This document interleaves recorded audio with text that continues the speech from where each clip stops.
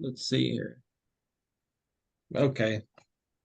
So All we want to right. thank Tim and Lynn. I don't think Lynn is here today, but for the 25 years or so that you guys have spent as the support group leaders. I think it's been great. You guys have helped a lot of people. So thank you for that. Um, and we can't fill your shoes, but we will continue on. Um, just an announcement about, I think most of you have already been here before, so you know, like the video is recorded. So if you want to say something and you don't want it on video, you can ask us to pause it. Um, Aaron, I don't know if you want to do a little introduction of yourself, Sure. but maybe most people already know about you since it's some Yeah, regulars here, I think. I've had atypical TN since 2001 when I was 31 years old. And I then I I didn't take my Neurontin this afternoon, hoping that I'd be able to say a complete sentence without pausing, but here goes, and it's not working. So I lasted about 3 years on medications while working, and then I decided to get a motor cortex stimulator in 2004. And then I got it again in 2005 because I got an infection from uh, part of the incision that didn't heal from the wire uh, behind my ear going down before it got down to my neck. It hadn't healed all the way. And it opened up at about a year later.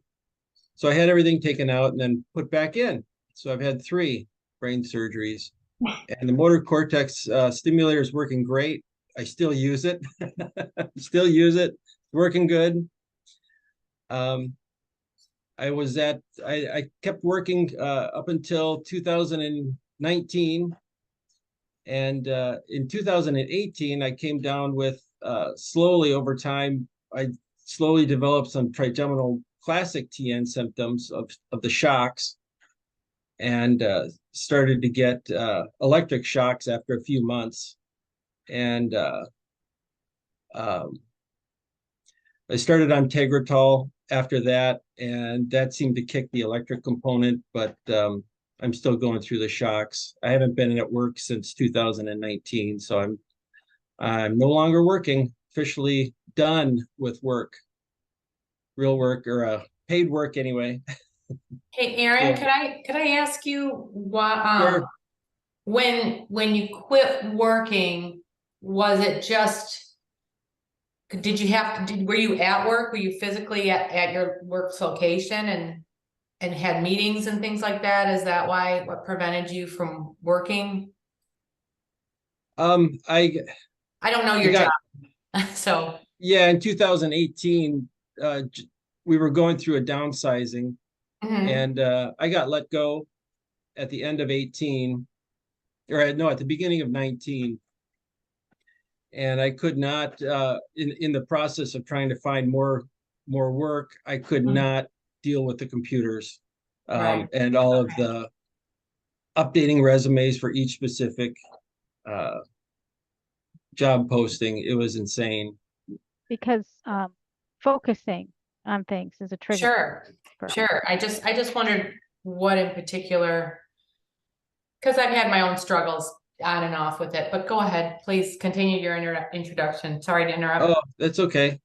Um, well, that really leads me to where I am today, because I'm in 19. I haven't been since 2019. I haven't been working, and I'm still trying to find something that'll help me with the TN shocks, because I still get the shock is not electric anymore, but it's just a whack to my face, and you'll see me jumping, and then that's when I'm getting the hit.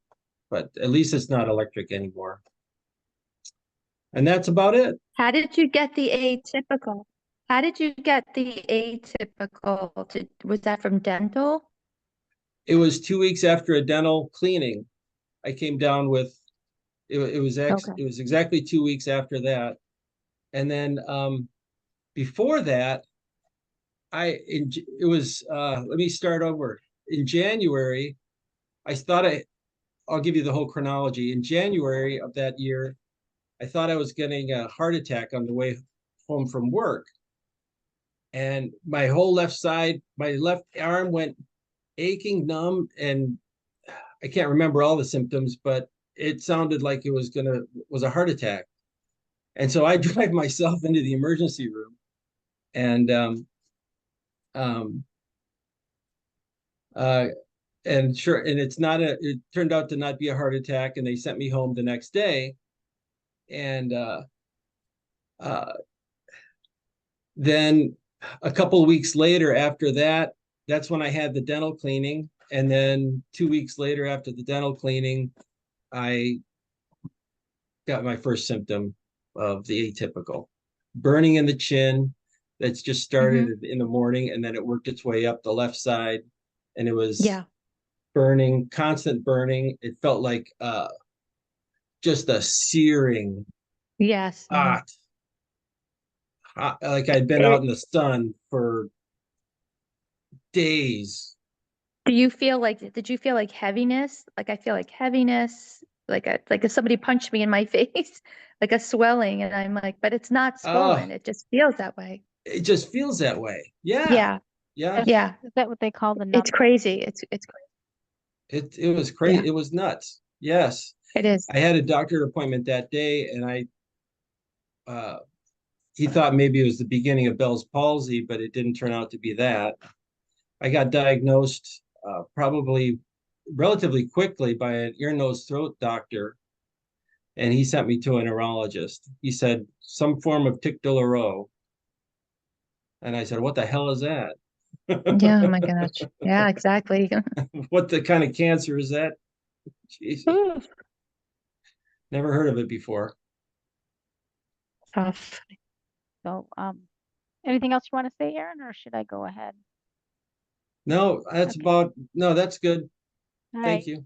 As you know, I'm Aaron's wife. I do not have TN or facial pain, fortunately. But I'm here to support the group and support Aaron. It's been, a long ride with this, as it is for almost anybody who has it. So, I just want to be able to support and be able to step in. If Aaron starts sometimes he'll have one shock after the other. And so if he's trying to do something in the meeting, I can just step in and take over. So I just retired from GM. I've been an engineer there for I don't know, 30 some years. And so now this is my next stint. So that's me Well, in a thank you, quick Danielle. nutshell. Yes, thank you, Danielle. Thank you. So How do I? You what? Like what? See everybody. so hi Roseanne, can you hear us? Am I on mute? We can hear you, but I think she can't hear us. Oh. I can hear you. Can you hear me? Yes, we can hear you. Hi, everybody. I'm sorry. I'm driving in the car and I'm not really great on my phone on these Zooms. So I'll do my best. I'm just gonna get it right here. Hi, Roseanne. Hi, Tony. Could you just get everybody back for me? Sorry So about that. so next, I think we had announcements. Aaron, I don't know if you want to go through those. Yeah, I'd like to there was a recent ruling it was on pharmacy to pharmacy script transfer, which was passed recently. So I put the link in the announcements there. So if you wanted to find out more about it, you could see the executive summary. But unfortunately, I don't think it addresses the question about state to state transfers, but it does make it supposedly easier for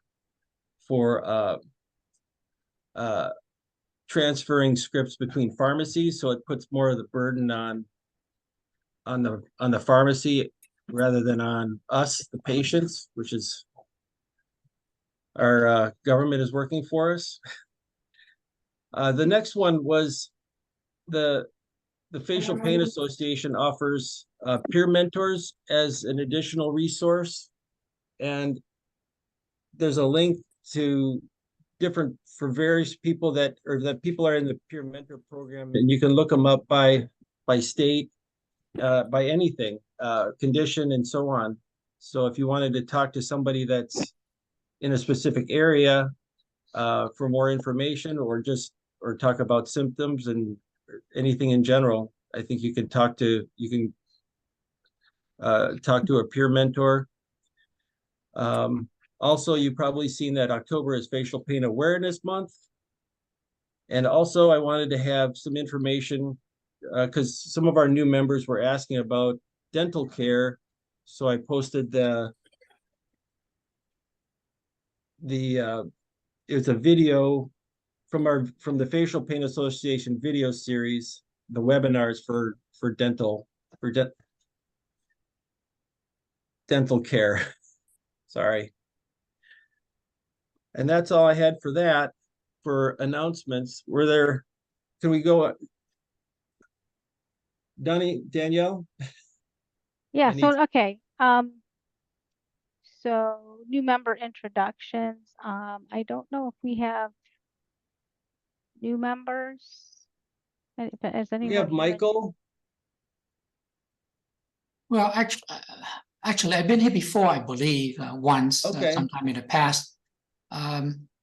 I am a retired engineer. I'm formerly a professor of engineering in California. And essentially about 13 years ago, I went to a neurologist, and essentially they did MRI and determined that I have trigeminal neuralgia on the left side. And it went off. It went into a remission for many, many years, until last year when I got infected with COVID-19, and it became extremely violently. Essentially, there 5 days I couldn't eat, couldn't drink, every single swallow of the pills, and it's like somebody taking the drill and like a cattle prod, heated up, go to the brain.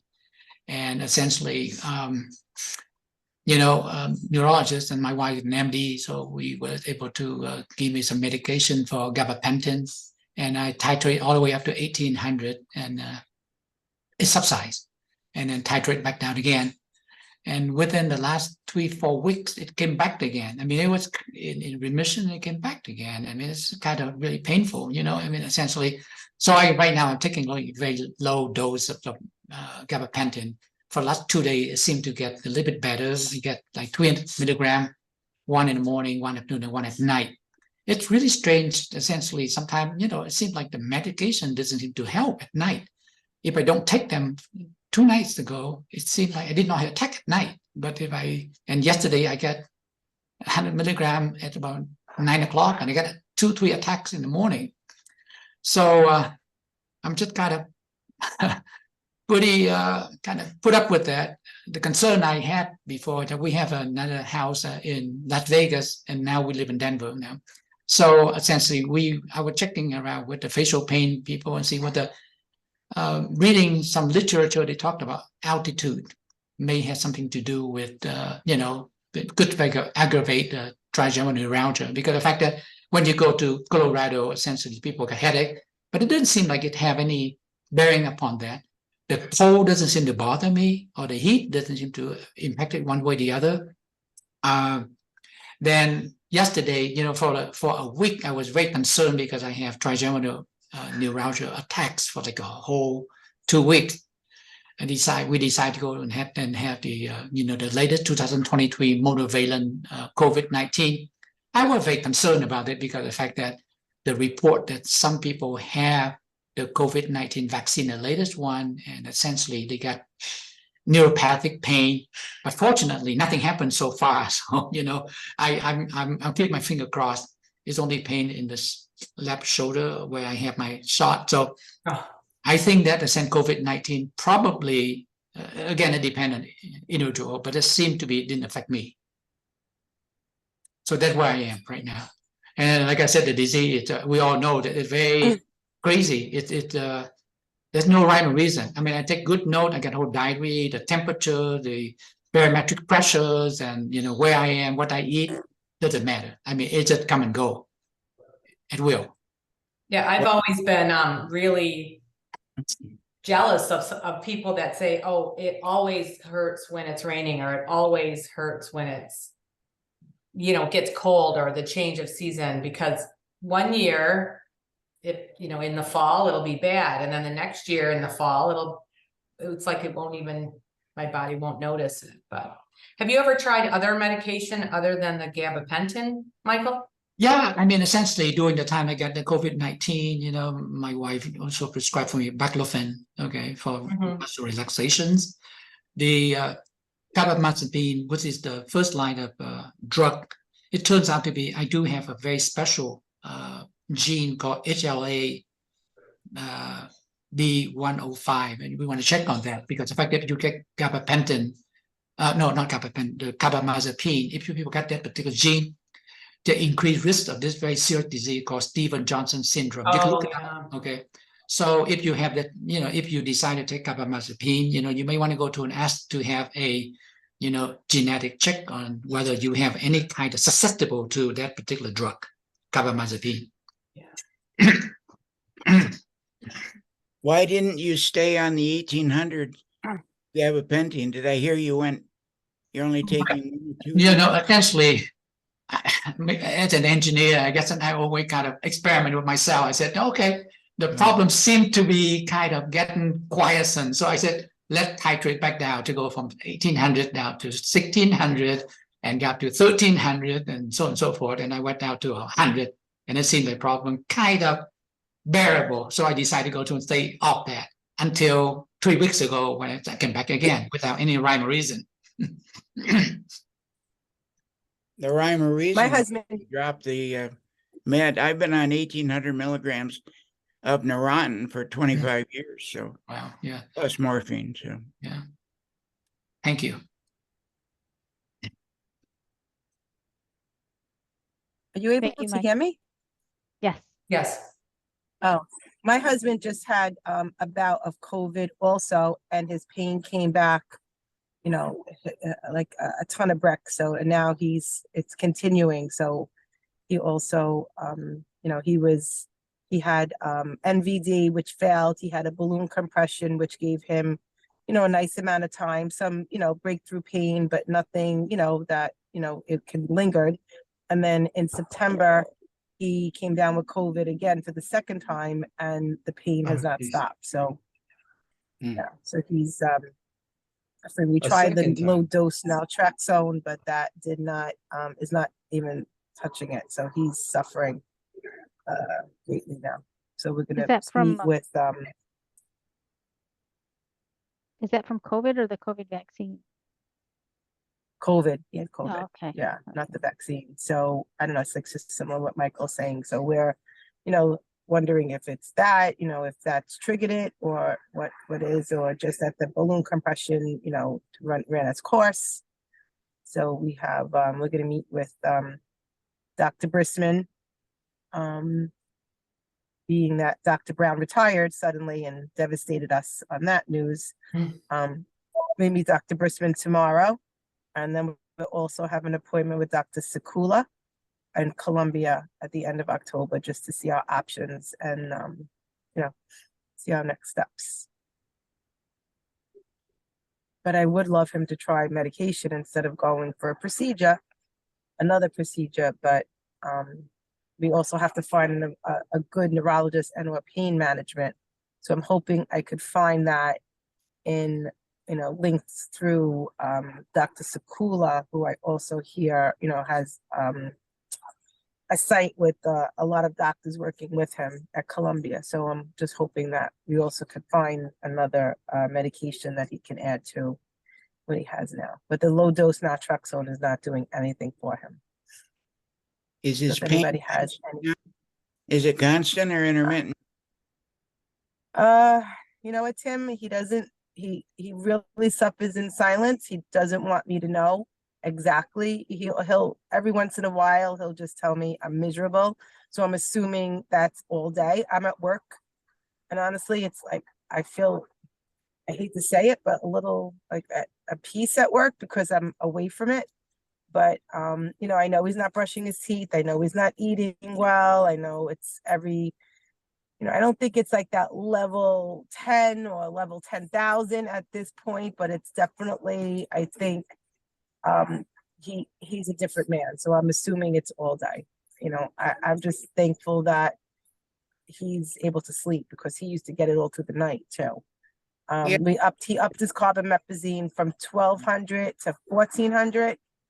But with the low dose naltrexone, we were praying that that was going to work and just give him some relief, but it hasn't because he just said it's not really working. But I know he's not doing, he's not good. So we're hoping that these surgeons and then Dr. Brown retiring really knocked us out. Really knocked us out. Well, he hasn't ever been able to try an opiate, right? If the pain is constant. No, he's a retired police officer and he's a gun carrier. So I think that would be a problem.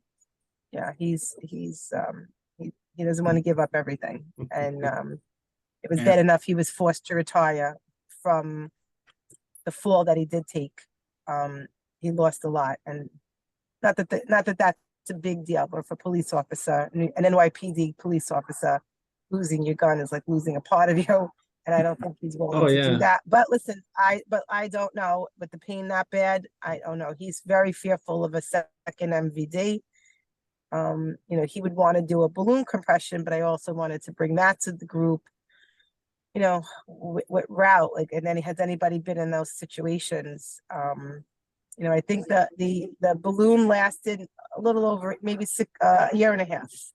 A year and a half. Or is it that's all. COVID that brought it back? Yeah. I'm sorry, I didn't hear you. I just wonder, I just was repeating you. So it only lasted a year and a half, approximately. Yeah, Christine. Yeah. So And he had it the sounded like MVD he's 3 months got, prior to the balloon. so it sounded like he has more of the typical then? If he had the. He's TN1. balloon He's and it- TN1, he has electric shocks. He was diagnosed with TN1. Okay, the But he said the TN1. pain is he did say the pain route is changing, but it's mostly here, stemming from here, going into the V2 branch, but he says now it's going up to his eye. So I don't know. I know. It does travel. I noticed, well, Yeah. mine does. It'll be here for a week. It'll go down here. It'll go up in my eye and then it'll disappear and then it'll come back. But I know your husband suffered quite a bit. Yeah. Did he have a tough recovery after the MVD? No, the recovery was beautiful. It's just 3 weeks after the MVD, the pain came back.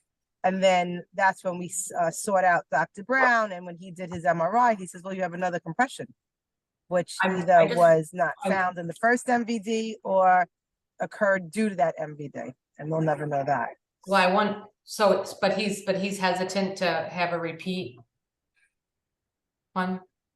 He is petrified to have another one, especially since the first one failed. He felt comfortable with the balloon. Obviously, it's less invasive, and Dr. Brown assured him, Dr. Brown, as you know, Christine, he just eased your mind. Like you just knew you were in skilled hands. And it's so funny that the week that the pain came back, that's the week that I think, Tony, you told me that Dr. Brown retired. Yeah, I And I'm told like, you. Oh my Yes. God. Oh my Yes. God. The week that it came back. And my husband always just said, I'm in Dr. Brown's hands. I know I'm in good hands. I'm going to go whatever he decides when this pain comes back. And the pain came back the week he retired. So, and I don't know how I feel about the other surgeons. Well, I'm glad you have appointments. I struggled to get an appointment, as Tim knows. Tim's been trying to help me get an appointment with Dr. Sager, but I don't Yeah, luck I yet? don't- not, no. Michael has a comment. Mike has thank you. Yeah, essentially, I met both Tony and Roseanne in the other Mhm. group and so on and so forth. Mhm. There's a guy that lived, in the same kind of town that we are, that I am in. Essentially, his name is Greg Bruning, and just recently he has the so-called static radiotherapy, and essentially his essentially he telling me that essentially he feel amazingly good after a year. I mean, after a month, I'm sorry. He reduced a lot of his drugs and medicine, drastically. You may want to call him up and talk to him about it and see whether that may be something you want to explore. Essentially it may be less invasive than the kind of surgical procedure that you're talking about. So Greg is on that same group that we, met in New York. The second thing that I found that essentially sometimes the pain, when I was having the incredible pain, I just stand underneath the hot shower. It seemed to help me. I don't know whether it would help your husband. You're talking about the percutaneous rhizotomy? Is that what you're talking about? I'm sorry, say again, sir? Percutaneous rhizotomy?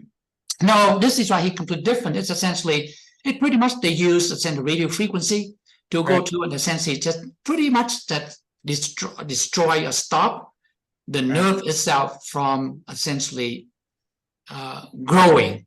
The way that he described to me, that the doctor explained to him, that they call stereostatic radiotherapy. Like It's not gamma knife. new. Essentially, what it does is it go to and somehow it destroys certain cell DNA, so that the nerve doesn't grow any longer. And he said that it's very slow progress. It took him a month, but he reduced his medication quite a bit. You're right, Maria. The gamma knife, I think they're talking about. Radiosurgery, yeah. Mhm.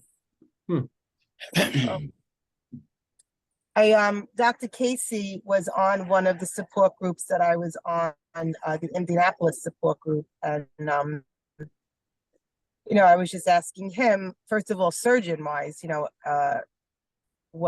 who he suggested, and he did say Dr. Sakula, which thank God he's in New York, so we're going to see him. So I'm just hoping that he has other options, like a few options for us.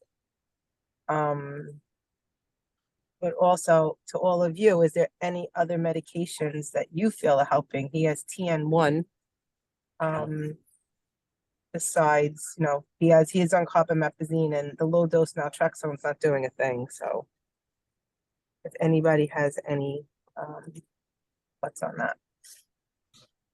And the medication that's working. But he was on baclofen, he was on the Traumagene and Dilantin at one point. But then when since the balloon compression, he went just to the carbamazepine, back down on that and stayed on that. If you see So the it's also video, just fine to hide.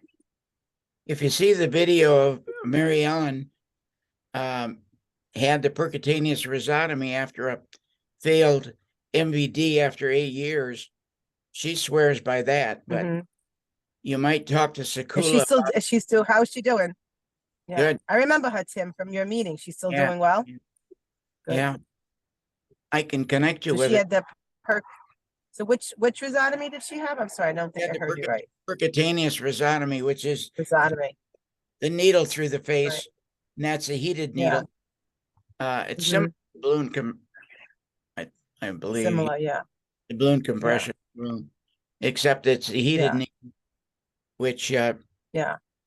puts a lesion on the nerve to stop the pain from going to the brain. Well, If you want to be hoping that- connected, with her, Yes. email me and I'll set you up with her. Thanks, Tim. Best to talk Ro- to her. I have- Roseanne, what about ketamine? Tim, what about ketamine? Does that work? I know Casey was doing ketamine for some people. I don't remember anybody for sure. Although it must have been helping some people because Casey was doing it.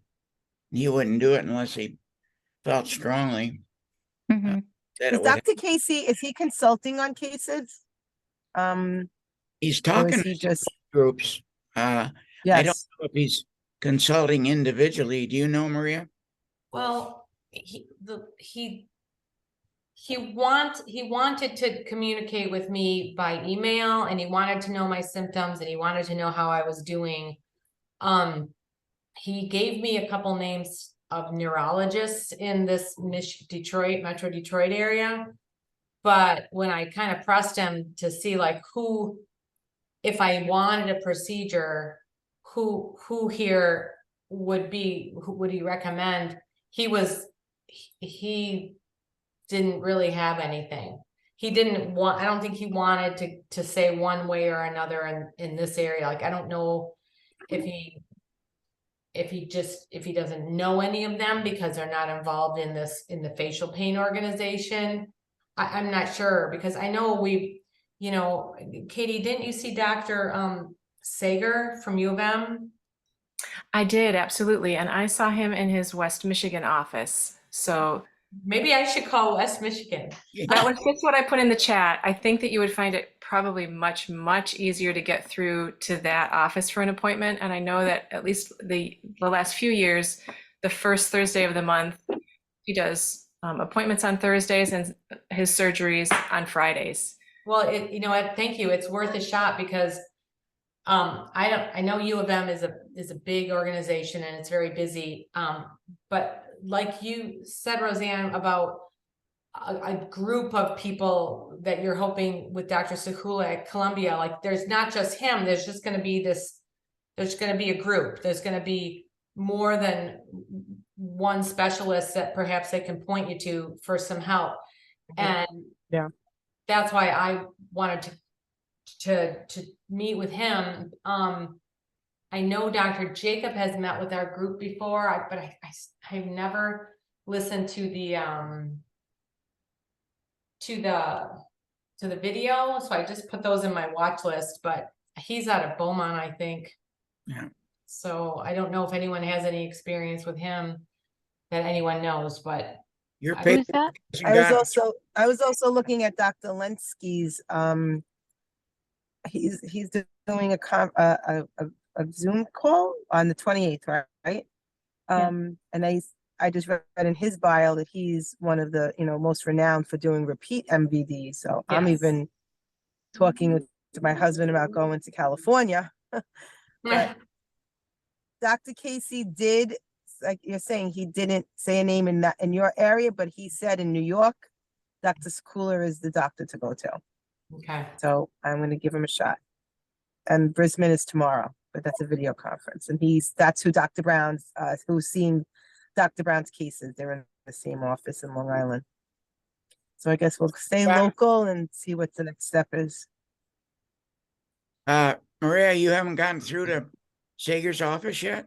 No, I mean, he emailed me and he asked for his the scheduler, the head of scheduling for neurosurgery to contact me, and she did.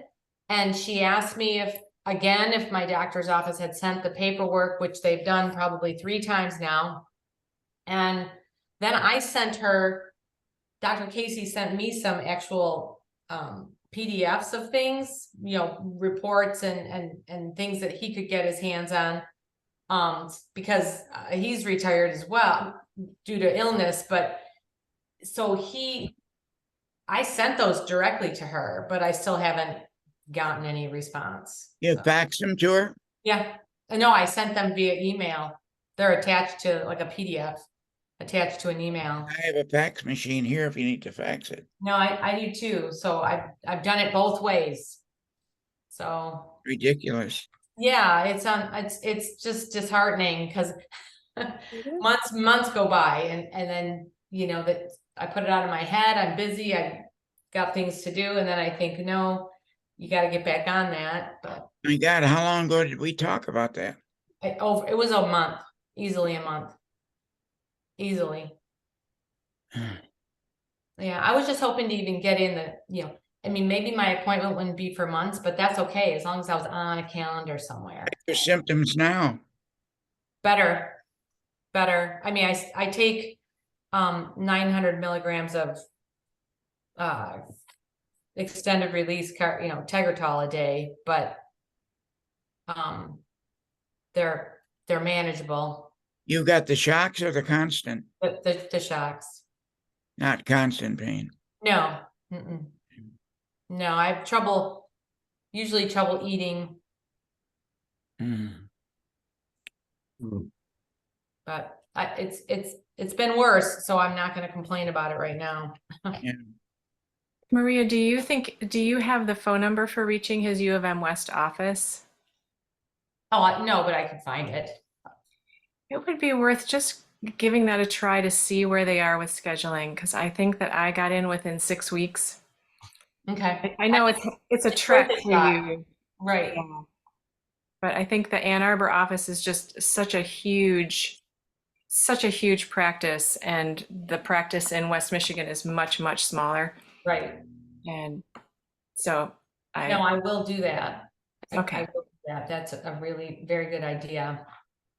if you need a place to stay overnight, I'm close by. Got an extra set of bedrooms, so no problem. Tony, we never shared with the group Sager's review, right? No. Mm-mm. You can share it. I mean, he said that I had the blood vessels very close to the trigeminal nerve, but it wasn't touching. Brown wanted her to have an MVD, and so I got Sager to agree to look at her films, and you had another neuro out in New York look at him, right? Dr. Sakula, and he said no, just like Dr. Sager. He said, do not do it. He called it destructive. All right. Dr. The MVD Sakula said it would be destructive if I did that MVD. Because I had the constant pain and it wasn't going to help me. All right. So I know earlier But that Dr. Sakula said they're working on medicine, for people like us with the constant pain and the classic. They're working on coming out with new medication, but who knows when that is. all right. All right. I know you had We were talking about the Remigipant. That was a relatively new one.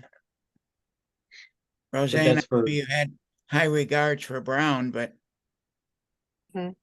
there was other views on that.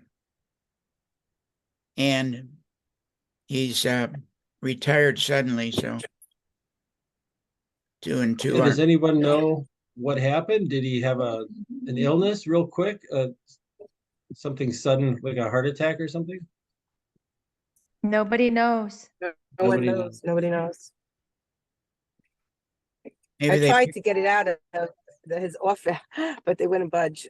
I tried to find out. maybe they picked up our emails, Tony. No, I don't think so. But Dr. Sager, he was so nice and he wrote to me and he said not to do it. Yeah. Mhm. Brown was Well, at I think now any further procedures, I'm going to seek out other opinions. That's why I asked if Dr. Casey was at least consulting. But will Dr. Sager consult? How, or is that through you, Tim? Like, would I You- be able to email you and see if I can get him to consult to see what these two doctors are saying? You have films? Well, not yet, because we're going, we have an appointment tomorrow, but tomorrow's a video conference, a teledoc, and then the 27th, we're going to Columbia to see Dr. Sakula, so it won't be till after the 27th. Yeah. I think Right. Sakula's Okay. there's a lot of high praise out there for him, especially if Casey says Yes, uh yes, he did. He Yeah. also said, stick with the young ones, and he's young. That's what he made me laugh, but he goes, stick with the young ones. I But don't know, Dr. Casey did speak very highly of Dr. Brown also. and they- I don't yeah. know, like I Yeah, said, hopefully they Dr. Brown outlive helps us. my husband, so. Well, that's Yeah. funny, because so many are aging. I mean, me too, but on the other hand, I'm gonna. Better than the alternative. Yeah, we need to find the younger ones so that they outlive us. So We had Yeah. two they cats need who- to get the experience. Right, Uh, right. Dr. Jacob at Beaumont is very young. Yeah. But again, I don't know anyone that's had any experience with him, so. Do you? Can I I've just been ask? Roseanne, to was pain there con- something? I was just wondering if Roseanne's husband, Yes, if if now would it be, if the pain would be more constant after having the destructive procedure, the balloon compression done, right? And so maybe he's having Yes. more constant pain. And Yes. that's where the opiates would be more appropriate. We still And- couldn't find a pain Right. doctor in New York though, Aaron. Yeah, we tried that. I Yeah. Oh, doctor Oh. years ago in the city Yeah. that, and we found out, I think he retired. So. Yeah. Well, that's what I wanted to mention, because at the facial pain conference, one of the surgeon that was Dr. Zimmerman, Yeah, who said never damage the nerve. And, that's what happened with with the balloon compression. But,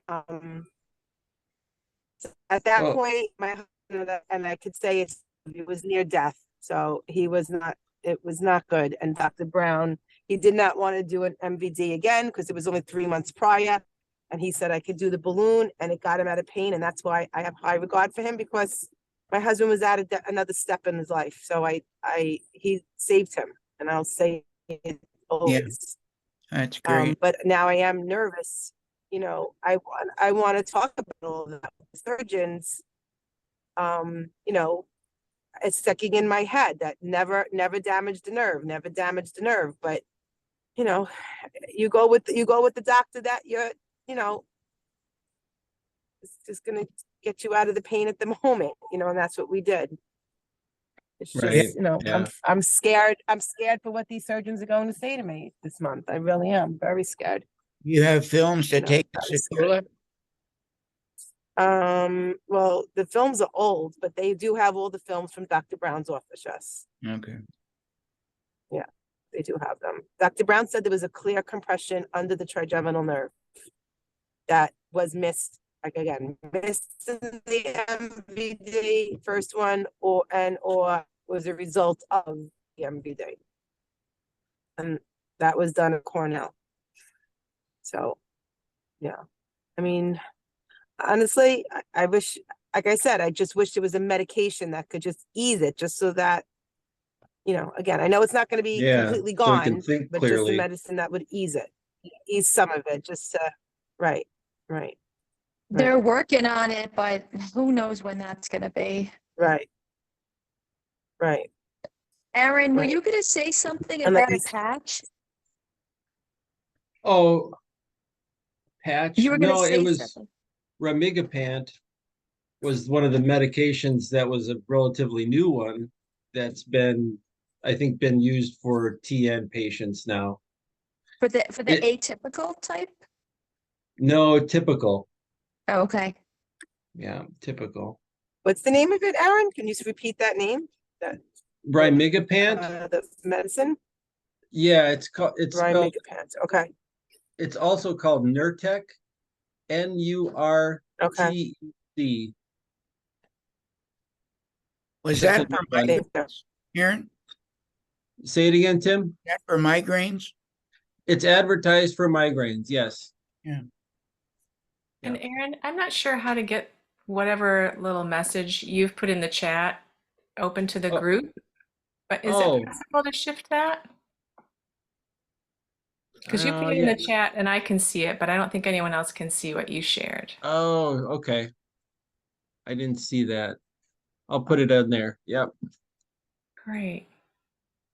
I think there's some way to shift it so that everybody sees the chat. Because Maria, I put the number for Dr. Sager at U of M West in there too.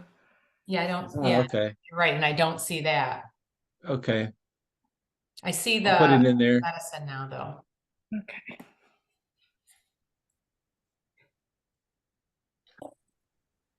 I'll put it in there. I got it. Thanks. Thank you. There we go. Okay, great.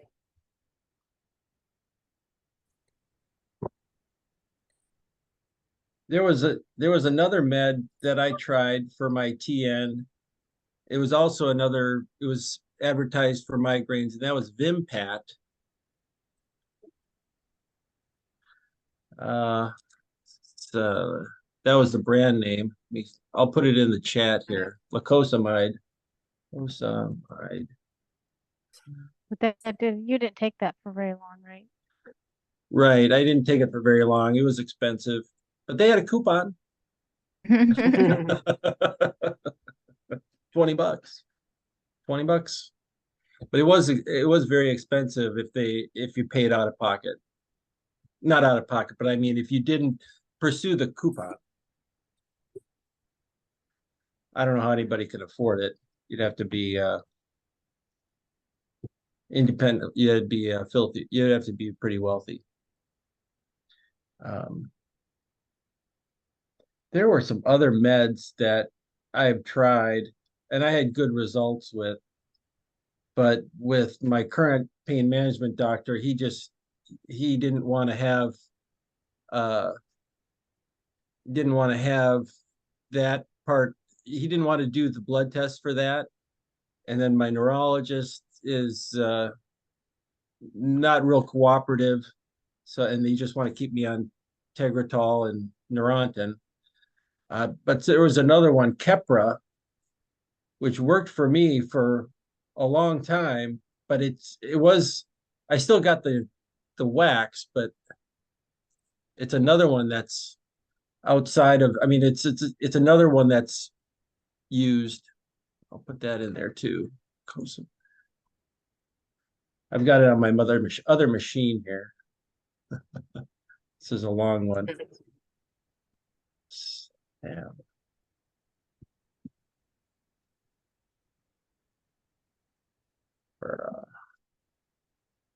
There we go.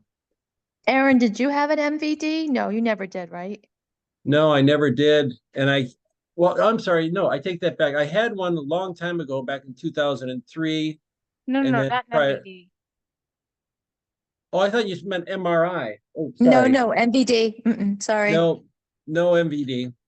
And no. do you have compressions? We don't know.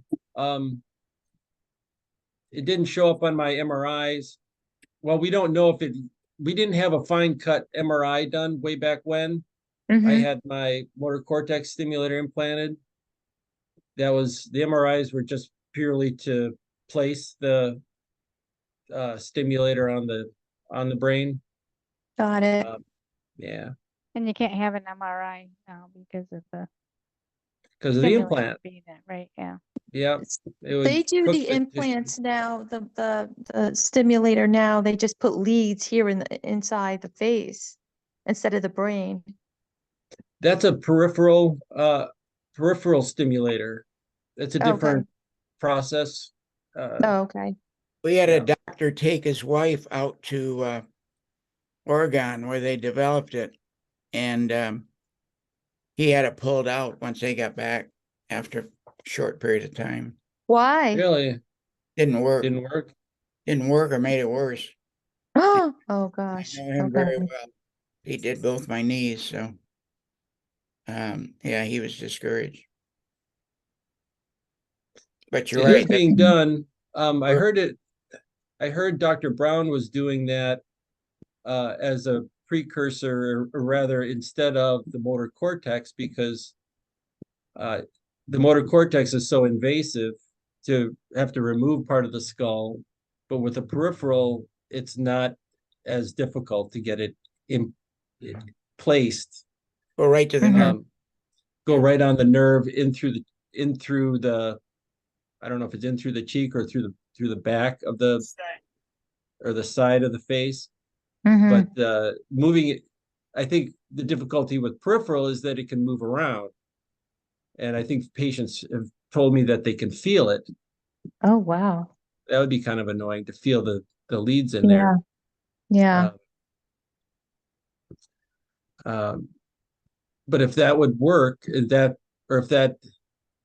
I can't remember if that was the end result, and then not go to a motor cortex stimulator, or if that was that was used to say, yeah, you'd be a good candidate for a motor cortex stimulator. I don't remember. I thought it was the latter.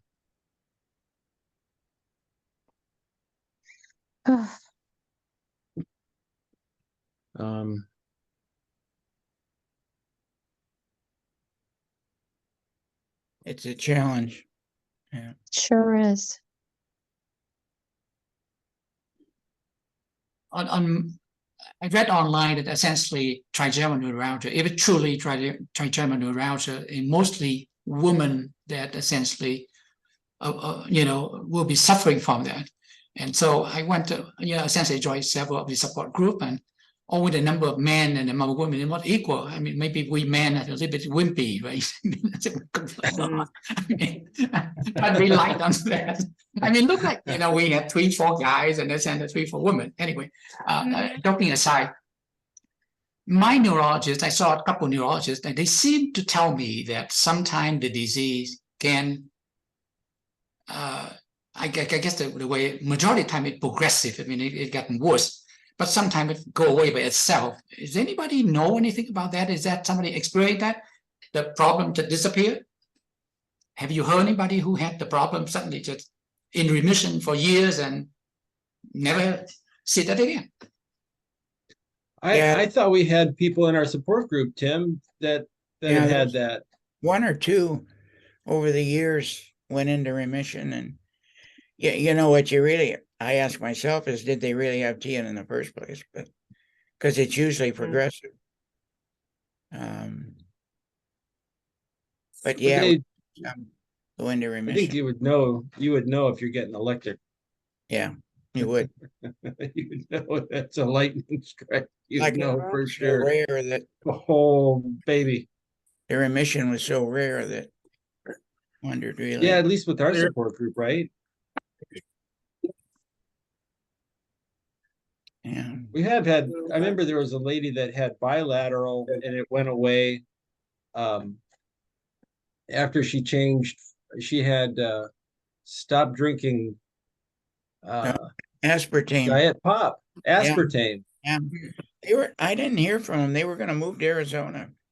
Yeah, she swore that aspartame with Coca-Cola caused her pain. Mhm. Well, that definitely aggravated it for my husband Yeah. lately, and so did dark chocolate. Yep. Oh, So that's all stopped. Yes. Wow. Wow. Does beer make it worse for your Little husband? sugar. I know it does for Does you. beer make it worse? Yeah. Yeah, no.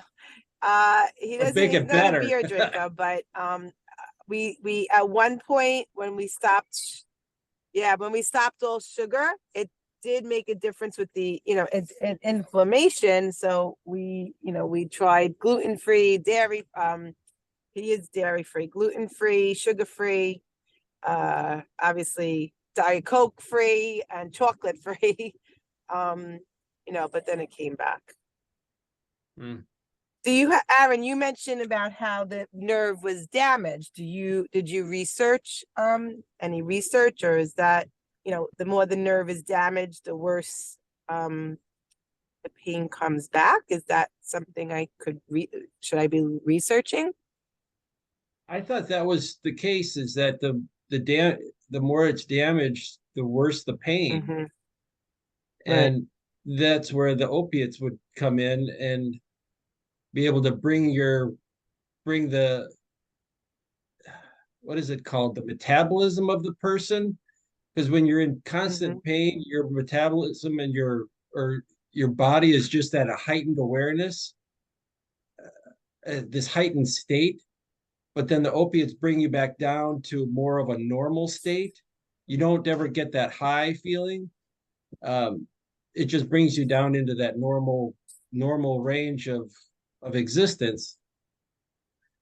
I remember, Tim, you had a good back when we had a chalkboard, we could draw it on the board. All right, guys, I got to run. So thank you so much. And I'll meet you guys all next time. Best to all. Okay. Thank you. All right, Best thank to you. also. Thanks, Bye, Jen. Michael. Thank you, Bye now. Michael. Michael. Bye. Tim, did you say you couldn't find a doctor in New York that would prescribe opiates? Is that what I heard you say? yeah, there was a Dr. Cohen that in 1999, Claire had me come out because he was going to talk about ATN. So my wife, your Kennedy kid, went on at Martha's Vineyard. I think it was 99. And Dr. Jeffrey Cohen would prescribe opiates. He was a neurologist. but he was unique in that he believed in opiates and was willing to prescribe them. But we tried to find him at one point. Was that with you, Tony? I don't know which one of you ladies it was. Yeah, I mean, Find him. it was difficult. We couldn't find them. I think his And my office is doctors won't, closed. they won't do it. They won't touch it. Yeah. Yeah. Anybody in Michigan? Yeah, I've got a doctor now. He's willing to take on any of our ATN people and consider opiates. Not the first person. Kate saw him, but just for what he say? He thought you were doing the right thing now, Kate. He did. He basically said, because I'm not experiencing a lot of pain right now. He said, if it's not broken, don't fix it. Like, just stay on the high level Tegretol, get your blood checked every 6 months. And until that plan stops working, just consider yourself lucky. You haven't tried to get off of him. I tried a couple times to gradually titrate down, and I started to just get that throbbing pain that I consider sort of the warning. Yeah. And so pros and cons, but I did take him seriously about, my question to him was, obviously there's people who have epilepsy who take Tegretol all their lives. So he said, as long as your organs are doing okay, keep doing what you're doing. Yeah. So I'm still very tempted to see if I can dial really, really slowly back. Yeah. So I'll keep you posted on that. I actually just started that experiment the 1st of October, just dialing 100 back for the month to see where I am. Kate, So did you have an MVD?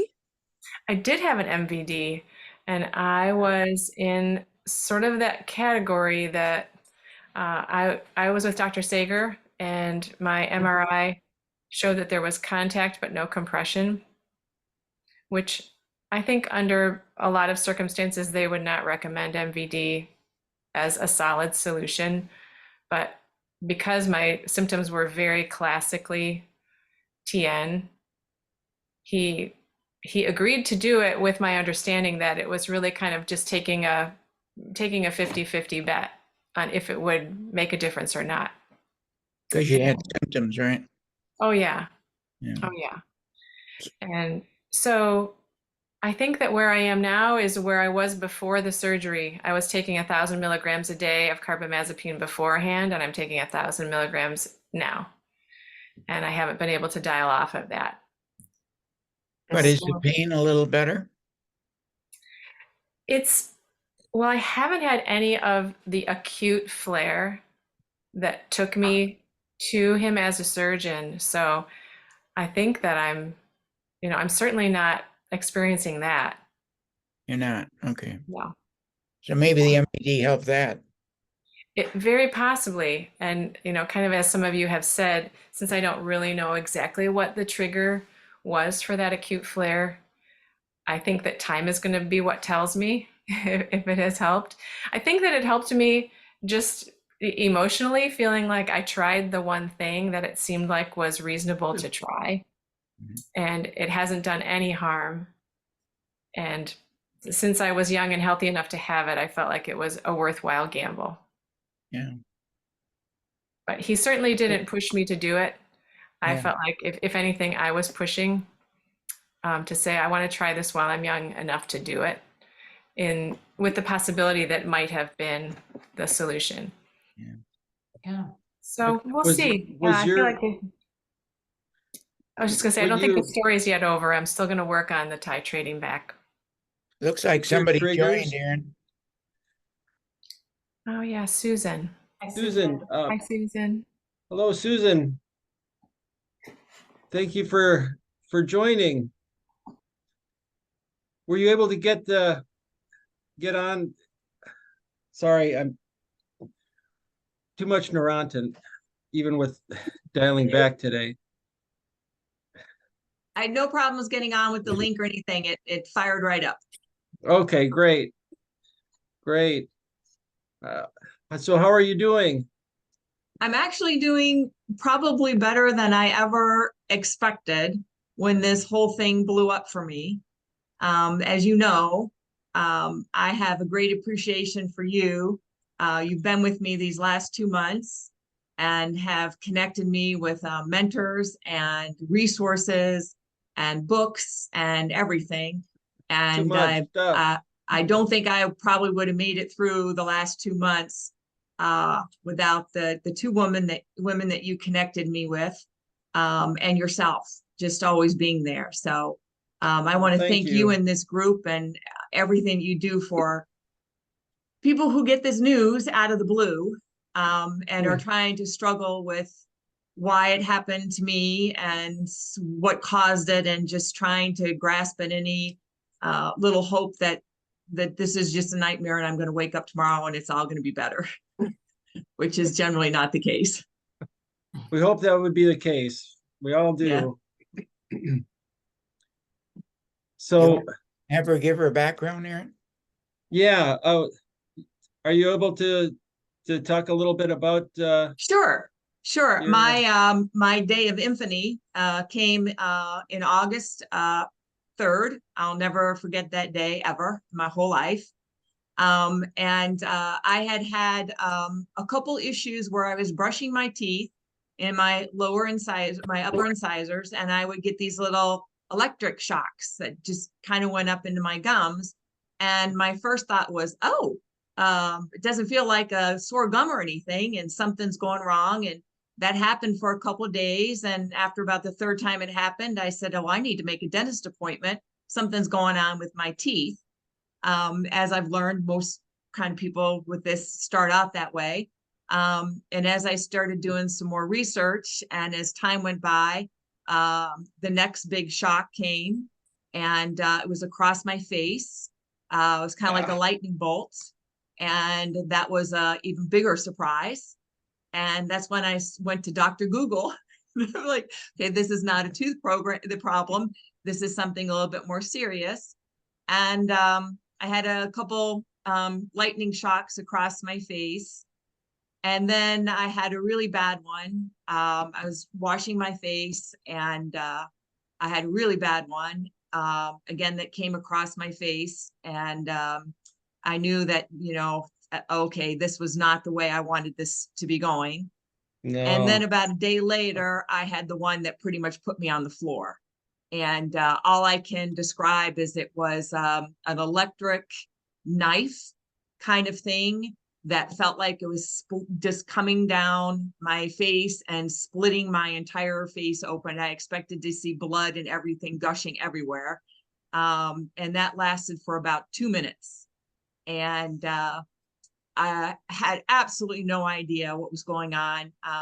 Scott was right there beside me. He had no idea what was going on. I couldn't talk. I could barely breathe. I couldn't move. And that's at the point where I said, okay, this is really not good. I was very fortunate that we have had a friend for over 20 years. His name is Dr. Kajadurian, and he is a very accomplished neurologist, and he has been a friend. So we immediately called him, and he got me in pretty much the next day and did some tests, and we talked about it. And he said, basically, you have probably classic TN. And within 5 weeks, I got an MRI, not only of my brain, but also my spine, because we now know that nerve goes down into the spine. So if anything is going on with the upper parts of your spine, it can affect that nerve. And they did find venous compression on my nerve, as well as a herniated disc in my spine on my C4, C5. So both of those need to be treated. I can't do anything about my herniated disc until I get my T under control, because you can't really manipulate or do anything with your neck if your TN is not under control. So first line is to that's why. to do the meds. Of course, and I'm just like glued to the computer, looking up every study, every this, every that, you know, looking at who's publishing it, where the study was done, how many participants, what's the first line drug, what's the second, what are all the side effects? Oh my God, I don't even want to go with the side effects. And I was just absolutely terrified.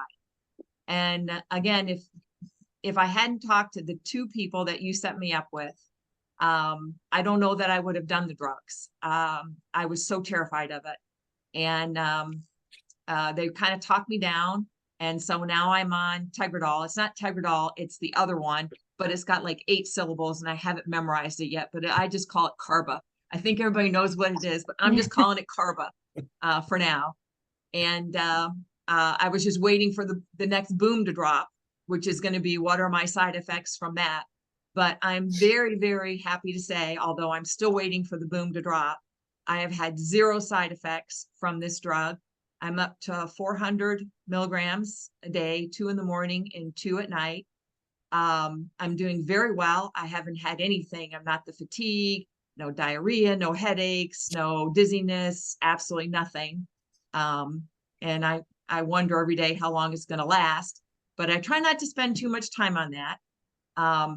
I know what my trigger points are. My trigger points are right here in my nose, and my trigger points are right up here in my temple. Like if you touch it, as soon as you touch it, you get the zap. Yeah, it'll trigger it through there. So, Right away. you know, I can't, like, you know, when I wash, I got to, you know, go like this to get the water out of my eyes. Don't touch there, and be very careful about blowing my nose has been a new challenge. You know, anytime you blow your nose, you can kind of set it off. Yeah. Pressing on the sides. Yep, just on this side, not on this side. But with the new medicines, I can blow my nose, I can wash my face, I can brush my teeth. Brushing my teeth was a set off too. I did go to a baby toothbrush, and that helped that's a a good lot idea. right off. I got rid of the adult and went to a baby, and that way I could just do really very easily around my lips, and do that. Smiling was a trigger. Laughing was a terrible trigger.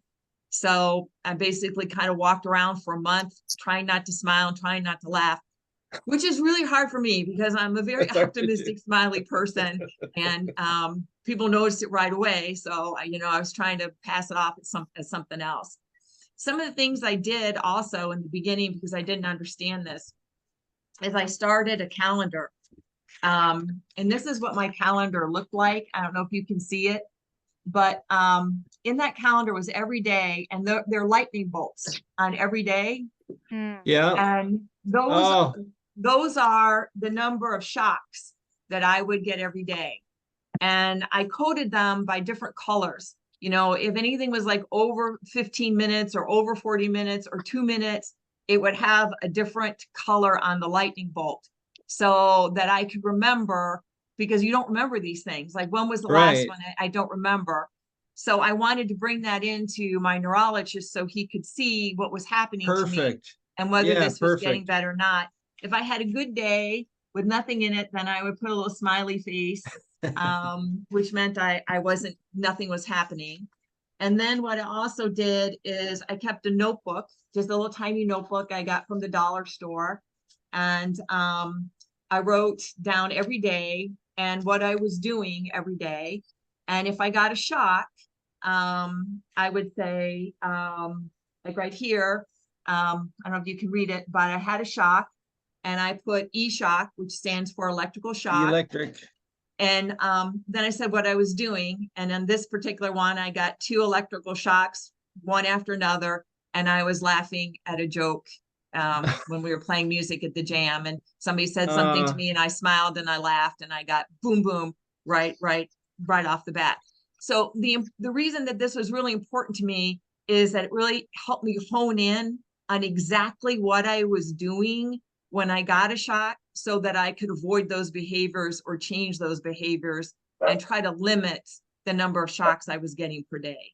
So I was getting probably 8 to 10. If I look at my calendar, I was probably getting 8 to 10 per day. Okay. That's still, none of the ones that I would categorize as putting me on the floor, but just enough for me to seize up and just wonder, you know, stop everything, don't blink, don't do anything, just, you know, waiting kind of for the next one. So, so the good news for me is, the meds seem to be working. I'm very happy with it. I can smile, I can't eat. I will say that a lot of people say wind and cold is a problem, which makes me nervous about the Michigan weather, although I do go to Florida in the winter. But this weekend I went for a big hike and it was super windy and cold. And what I get now is tingling along the shock lines. So I don't know if anybody else gets that, but when I came back from my really cold walk, this is a shock line for me right here in my nose down to my incisor. What do you mean by shock line? Well, when it goes off, like if I blow Yeah. my nose and it went off, you could feel it go down to your incisor and then Oh. up your face. Oh, So geez. that's how it happened. You can actually feel where it was going. It would go down and then up your face. So this weekend, the weird thing was when it was really cold, I could feel a tingling along the shock lines, Okay. but Oh. no shock. So I kind of felt like maybe the drugs were doing what they were supposed Yeah. to do, which is dampening the pain or something. But I could sort of feel like, oh, I don't think I really want to press that. So the other two hikes that I did, I know I look stupid because it was only 40 degrees, but I really don't care. But I had a mask, you know, like a sun mask over this part of my face to keep the cold air off. And after that, I didn't get the tingling on my shock lines. So just like little things, which is why I keep a calendar every single day of what happens. And I keep a little notebook every day on what I feel so I can remember. Because Yeah. a lot of times I don't remember. Yeah, that's a good idea. And then to bring that into your neurologist or your doctor Yep. and say, this is what my month looks like. Right. Yeah, Exactly. exactly. Yeah. Exactly. I did have my first blood test and I was happy with that because I know when you're on Carba, the biggest thing they look for is a drop in sodium. So I've been on it for 6 weeks and my sodium did not drop. So I think that's a good indication that I might be taking to the drug. I'm taking it that way anyway, but I have an appointment with him on Friday, so we'll kind of go over all that. But other than that, all I can say is what's happened to me in the last 6 weeks since I've been on this exceeded my expectations of anything that I thought would happen to me. I mean, just really thought my life was going to go in the toilet. So, so it's not in the toilet yet. So I'm happy about that. Well, that's good.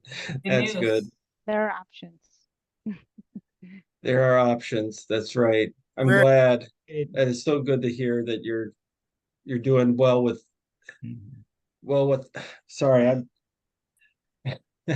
you're doing a hell of a lot better than me. Yeah. I'm doing well with the carbs. Are you I think I've taken so much Neurontin. I can get a couple of words out at a time. I get my sentences are split into many little bitty sentences. Fragments. are you here in the Detroit area? I am. I live up in White Lake, Michigan, Okay. Hmm. and my doctor's in Novi. And you have a neurologist? Yes, I have a neurologist, Dr. Kardashian. I have actually yet to see my primary care physician. And I talked to a lot of people and I joined a couple Facebook support groups for TN. I don't know if that was actually helpful to me because it just scared the living bejesus out of me with all the stories. I think it just revved my terror up a couple notches. So, but what I no. got from all that is the people that went through that spend a lot of time with their primary care physician who doesn't know about this disease, doesn't understand it, just really throwing crap up on the wall to see what sticks. And from what I could read from everybody's post is that they really didn't get any help until they actually got into a neurologist. So again, I was very fortunate. My neurologist also has a couple TN patients. So he was already familiar with this. So he was not learning this from the ground up as never seen it before. So he went right to the heart of the matter immediately with the MRI and the treatment, and just, didn't mess around with anything else. He knew exactly what it was. So I was very blessed. Doctor's name. Yeah, his name is Dr. Kajadurian. If you want that spelling, it's Kachadurian.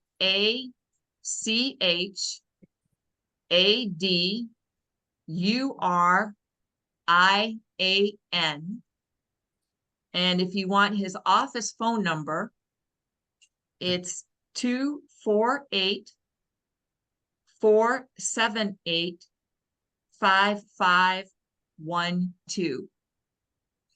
So I was very, very lucky for that, I think. Kachadurian. I'm just gonna put that in the group text so that we got that. It's hard to find good neurologists that are willing to work with us. Yeah. And like I said, I haven't even seen my primary care physician. I figure once I go through maybe a couple rounds of more blood tests to make sure that, my blood is working out, that I'll probably take copies of my MRIs, my blood tests, my diagnosis and everything. And then, go to my primary just so she's kind of informed with all that. Yeah, Oh, that's Did your MRI show a compression? Yes, it did. A venous compression. Yeah. Yeah. As well as a herniated disc in the C4, C5 area. Yeah, I had that 4-5 and 5-6, but years And ago. I've actually done some work, and the lady, I don't think she's from Brunswick, but the Brunswick name is sticking in my head. I don't know if you guys watched the Zoom from the facial pain group this Monday, I think it was.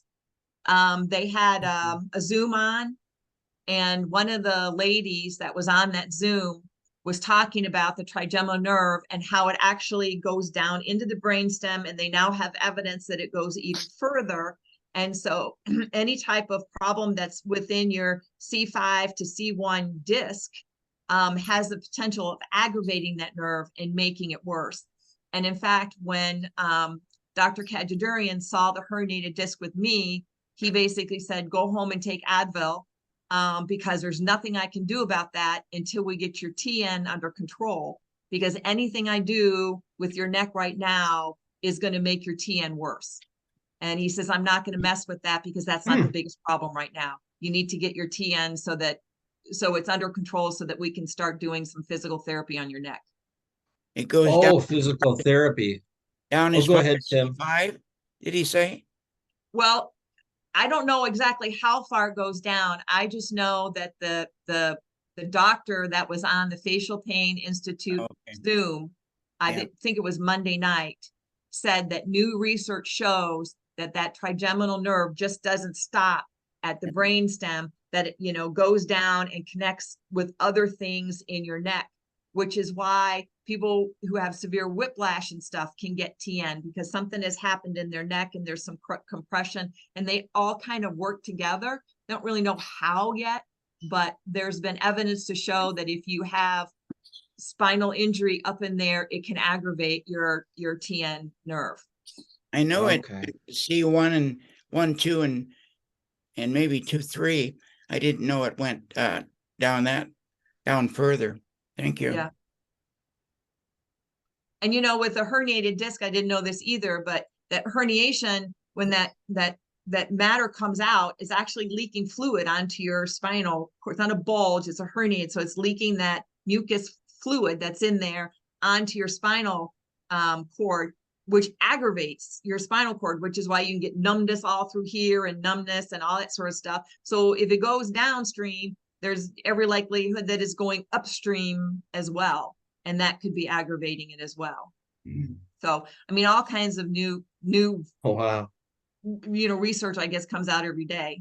So I had no idea that the herniated disc would leak fluid. I just knew that it was a bulge and it put compression on the nerve, and that's why you felt the pain.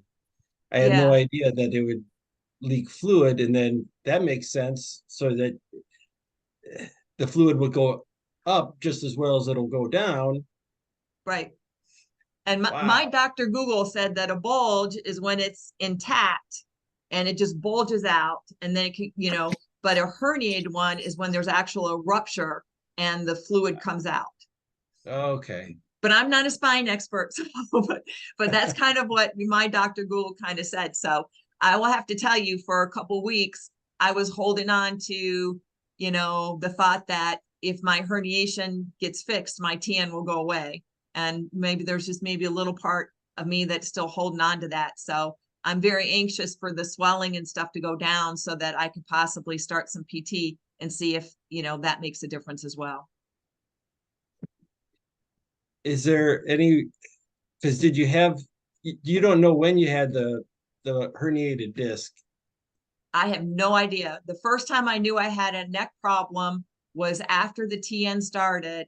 And all of a sudden I was driving home from a music festival, and I was in the car for 30 minutes and I got horrendous pain that was so bad I had to pull over and get out of the car and walk. And I had no idea what was causing it. I had no idea it was a herniated disc. And that was not found until we did the MRI for the TN. And I just think it Wow. was interesting that my neurologist not only wanted the brain MRI, but he wanted the upper cervical spine as well. So That's interesting because yeah, some people have been helped by doing upper cervical chiropractic, and I've always tried to understand that. With Aaron, he can be having shocks, and I can lift up on his head, and it can stop it. yeah, So I've always wondered, like, what what can you do with the neck to get that to help? If there's physical therapy that can be done or something like that. That's always a Yeah. question that's in my mind. Like, what? well, it certainly supports the theory that that nerve goes further down into the Mhm. spine, that may, you know, that maybe people think it just doesn't terminate at the brainstem. So that Right. definitely supports that theory. Bree, you got your hand up? Yeah. Hi, Susan. Hi, Marie. I want along since we're talking about the upper cervical. I've talked to you about this too, Aaron. That I was driving all the way downstate. I'm in northern Michigan, and I was driving all the way downstate to do Nuka chiropractic down there, and then she encouraged me to try up closer to home in northern Michigan, and I found a Nuka chiropractor who I've been seeing now for, I'm going to say 2 or 3 months, and I'm starting to get relief. And he told me, he says, it's not going to be a quick fix, but you know, over time I was going once a week. He says, I want you to just go once a week, and now I'm up to every 2 weeks.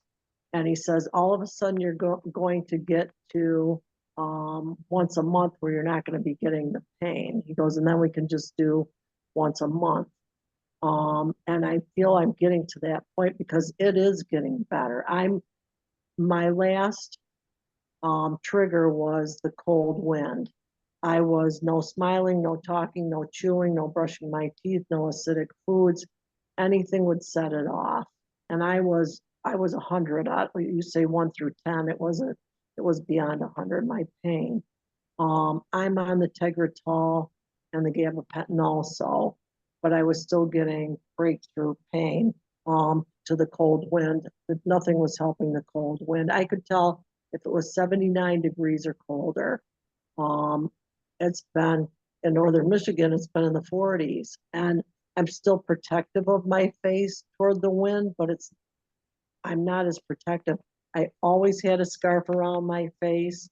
I always had a hood, and that is getting better with the upper cervical adjustments. So it's interesting, Susan, that you're bringing this up.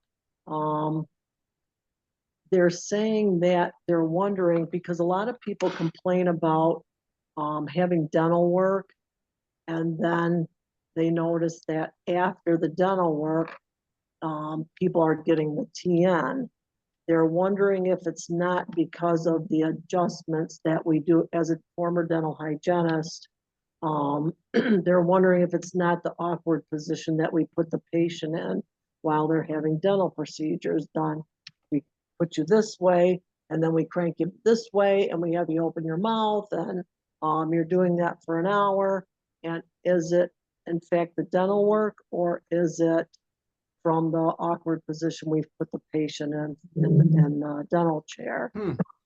I don't know. I don't know anything. I wish I had an answer. But I'm just hopeful that this upper cervical chiropractic is going to help, and that maybe it could help others. I've gone to 3 different upper cervical chiropractors now. Being that I travel down to Florida, I've tried that chiropractor, and like I said, I don't know if it's not the chiropractor. It's just a matter of getting this to stay in alignment.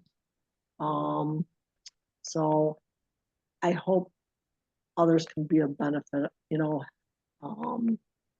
get benefit for that information. I'm like you, Aaron. I take the gabapentin too, and it's just like, the words don't always come out right.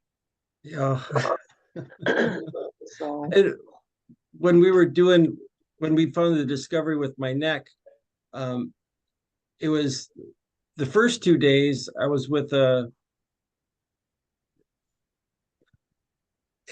Brian Tuckey,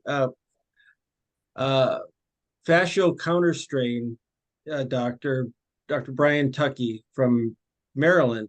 The first 2 days I was laying down, and I would be getting the attacks, and we couldn't figure out anything when I was laying down. But when he sat me up, the 3rd day he sat me up, and I happened to, God, I wish I could think. I could start to get the attacks, and that's when we discovered that lifting up on my head gave me some relief. The attacks stopped. And so it begs more questions about, hey, we're getting MRIs done to find compressions on the nerves, and we're laying down. So, but we're not getting the attacks all the time when we're laying down, are we? We're usually upright. So why, we need to have the MRIs. I should be having this conversation with a doctor, I suppose, too.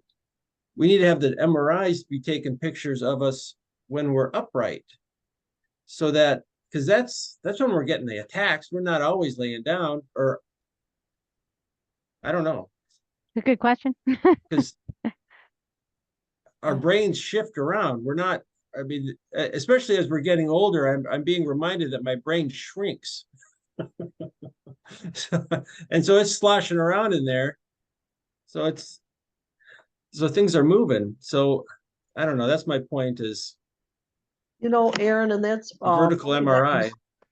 And that's funny you say that, because don't people find that they want to go to sleep so that they feel better? So what are we doing? We're laying down. Hell yeah. Yeah. So is that why? Because we're laying down and taking the pressure off that nerve? I don't know. Part of it. There's so many things going on when we're laying down, because we're disengaging from other things. We're resting. We got our eyes closed. Yeah. I wonder about that. What'd you do in Keeps me up Maryland, at night. Aaron? Did you do chiropractic in Maryland? Yeah, it was called fascial counterstrain. And It's like a physical therapy. yeah, physical therapist. And he did some work on me all over my neck and my head, and my, trying to figure out, well, where the triggers were. And, I didn't have any triggers, and just a lot of physical manipulation of my neck and my head. And it wasn't until that he put me upright and I started getting the shocks again. And then he was lifting up on my head, and then the shocks went away temporarily. They went away. Who led So you? there's something to it. Who led you to him? My sister. Oh, okay. Yeah, Brian Tuckey he's out of Maryland. Tuckey. I think But the idea behind that is you massage the fascia and it can relax where your nerves go through the bone. Isn't that part of the oh, the the fascia idea is behind that? inflamed? Is it the hmm fascia is inflamed? Is that the idea? I can't Well, remember. I think it relaxes. I don't know if it relaxes the muscles around it, but it's supposed to relax the fascia so that it's not pulling like on nerves as it's going through the bone and stuff like that. Hmm. That's There- how I understood it in what you had done by him. But anyway, Oh, Katie, you had your hand up? Yes, thank you. Marie, I really appreciate you sharing that experience that you've had. And I think I heard you say because you've seen a variety of different chiropractors now, it may not be so much which the chiropractor it is, but how you've stayed with it and it's having some impact over time. I'm curious what questions you would recommend somebody like me. I've never gone to see an upper cervical chiropractor. Do you feel like there are some questions at this stage of the game that you would recommend we ask, or did the people you saw say they'd worked with people with TN before?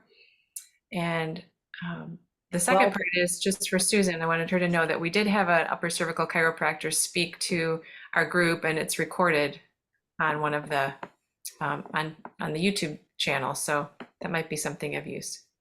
Jamie Kramer. Yeah, Dr. Kramer. Thank you, Tim.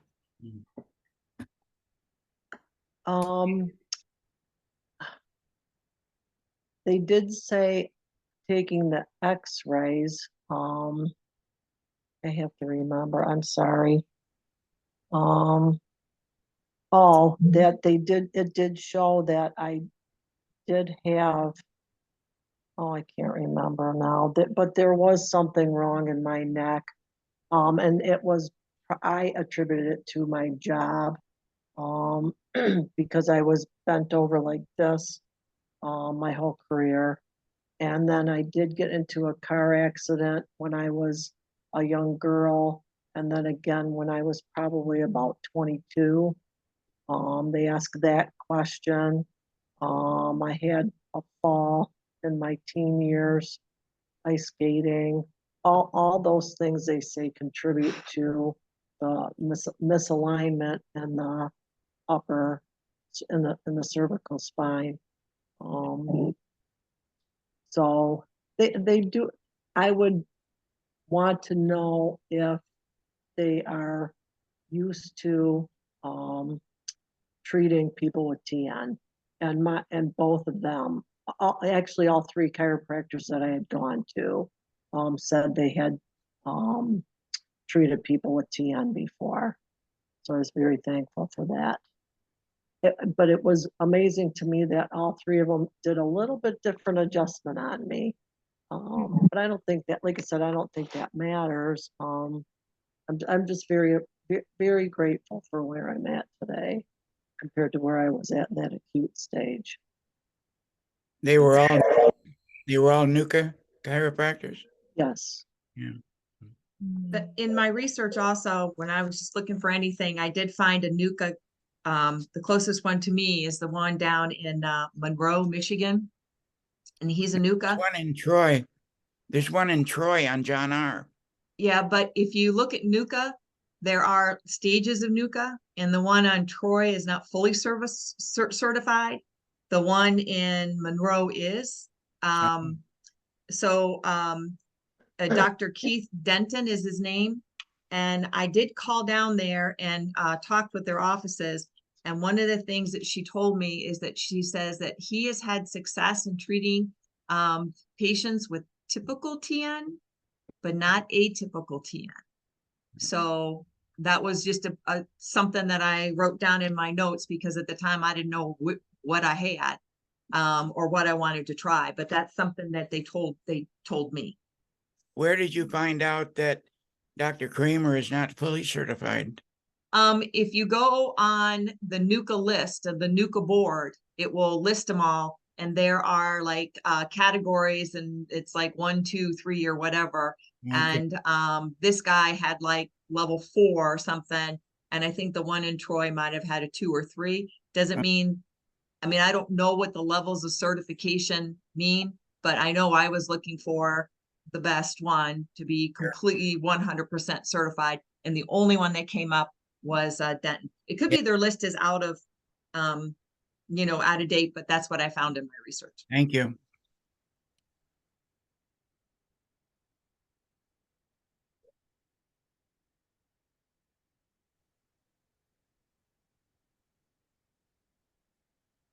I think we lost Marie- Karen.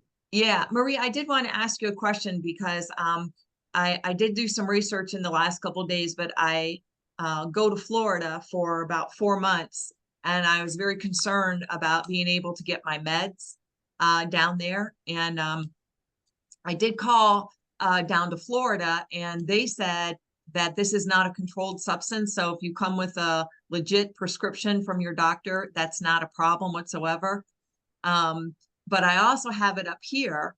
And I was wondering if when you went to Florida, did you go for a long time? And was your pharmacist able to transfer down to Florida, or how did you handle that if you were gone for a while? Actually, it had just asked us at the beginning of the meeting.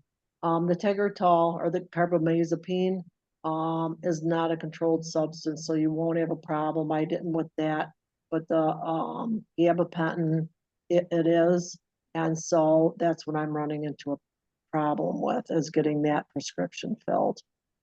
Did And that's- you have it transferred from Michigan? Because I do CVS, so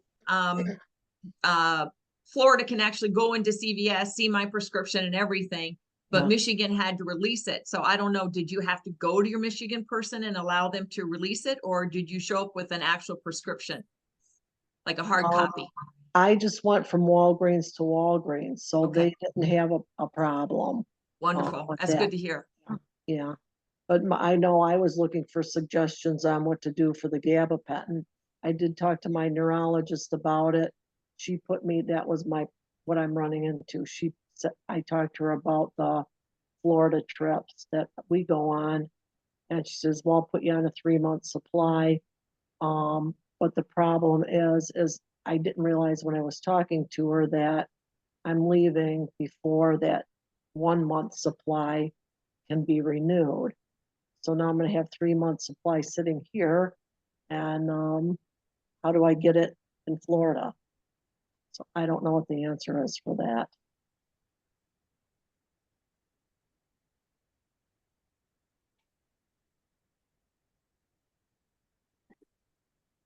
Does anybody have any suggestions?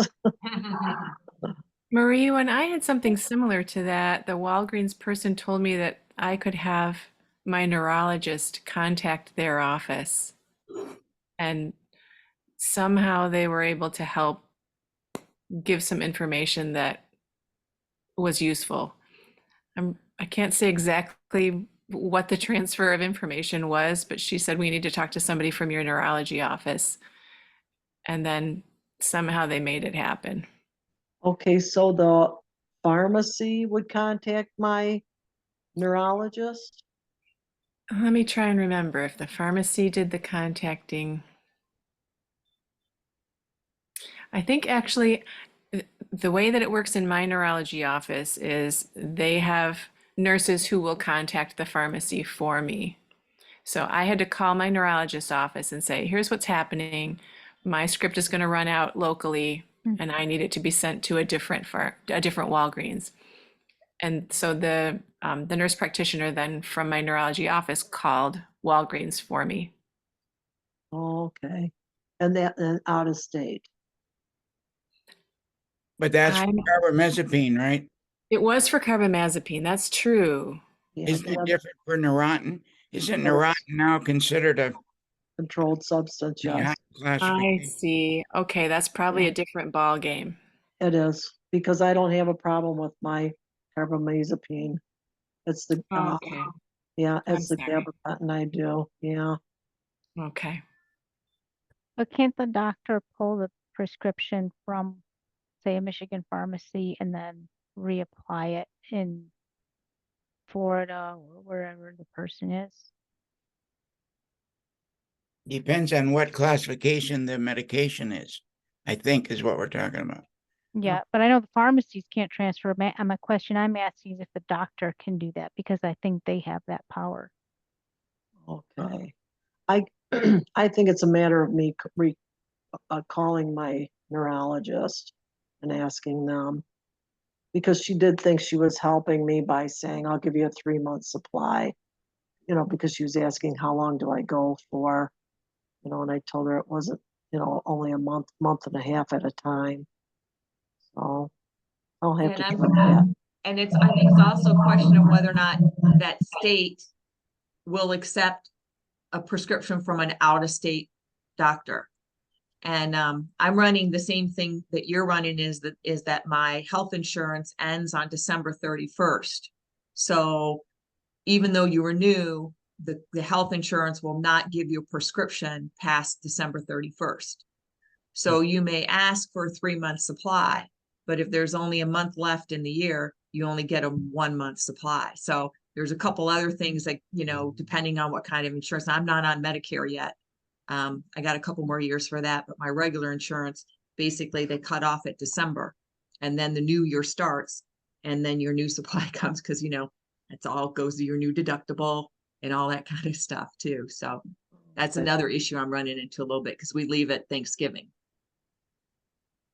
But the lady, because it's the carba, it's not controlled substance, in Florida, said if you get your doctor to write you a hard script on a piece of paper, you can walk into a Florida one and they will accept it from a Michigan doctor. But I can't speak to a controlled substance, only the one I asked about.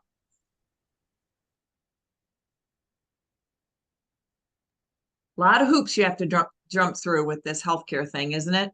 For, you know, someone who hasn't hardly ever used it, this has been quite an educational tour around the hoops for medical. I guess I got to get used to it. Yeah. We have a circle of Zen masters here in this group, so just know there's a lot of experience around this. I'm going to try to find out more about state to state class 2 medication transfers. That seems to be a common thread with a lot of us here. And so it's between, for the states I've heard so far, it's between Michigan and Florida, and I know Texas.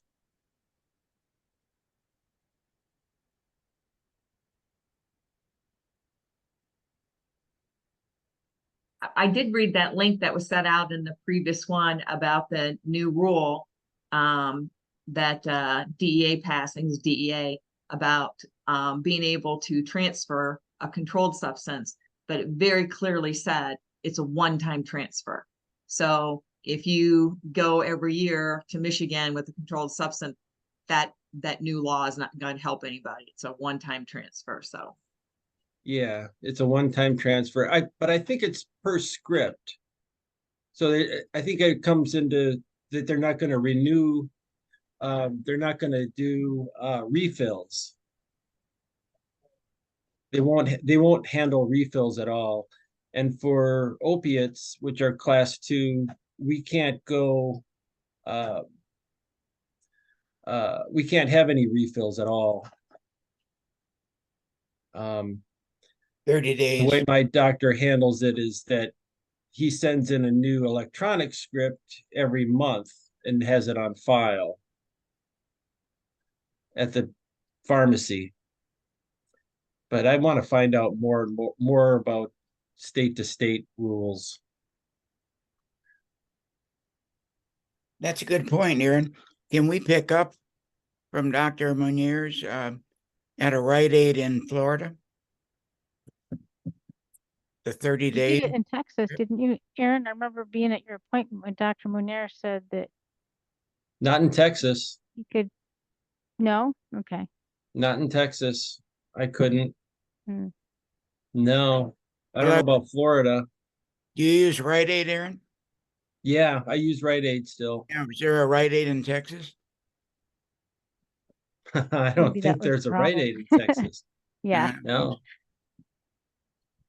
And I don't know if I can I don't even think I can have a physical script And they written don't, by wanna an do out-of-state doctor. that. They don't want to do that anymore. Yeah, I don't think so. yeah. I think what I decided I had to do, at least then, was I'd have to find a doctor down in Texas that was willing to write me a script, based on, what, because I very little information, you'd have to get my whole history and then possibly talk to Dr. Manair to see if everything is legit, right? That's the only, Do you go there for more than a month? generally no, but Yeah, okay. it's a week it's at least 3 days each way, so that's a week.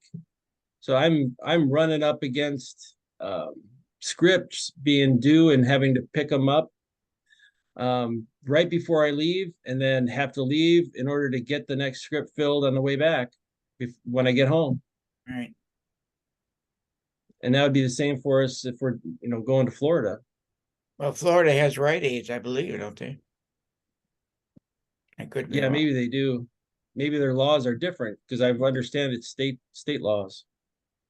And it's not, I'm Walgreens, and there's Walgreens in Michigan and Walgreens in Florida. It doesn't matter for the scheduled drugs. They won't fill them. They'll fill them once and that's it. I think again, Oh, and I think that's the controlled substance one. Yeah. That's the one Florida has a problem with. Gabapentin, yeah, falls into that now.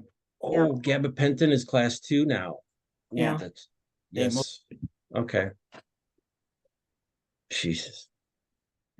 And bringing up the whole, Susan, your comment about all the drugs, I remember, and Danielle was bringing this up to me a while ago, that when we first started the support group and hearing everybody talking about meds, it was tough to hear.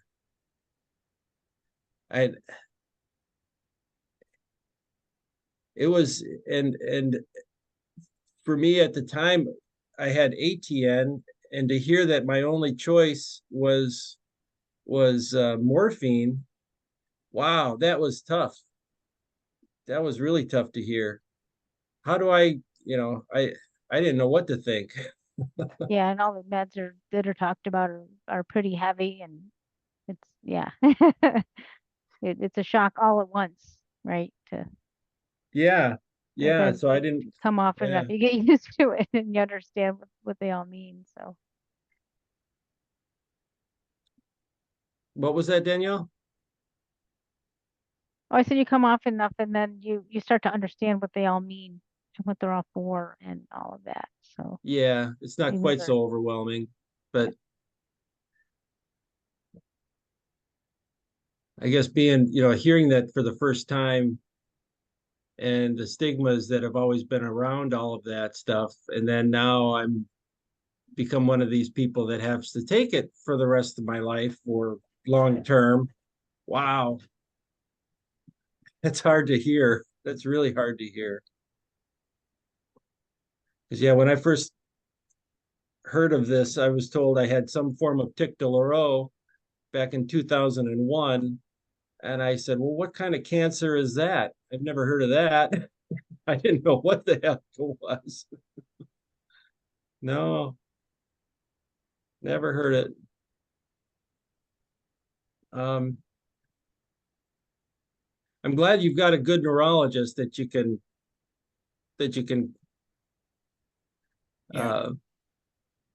get some help from.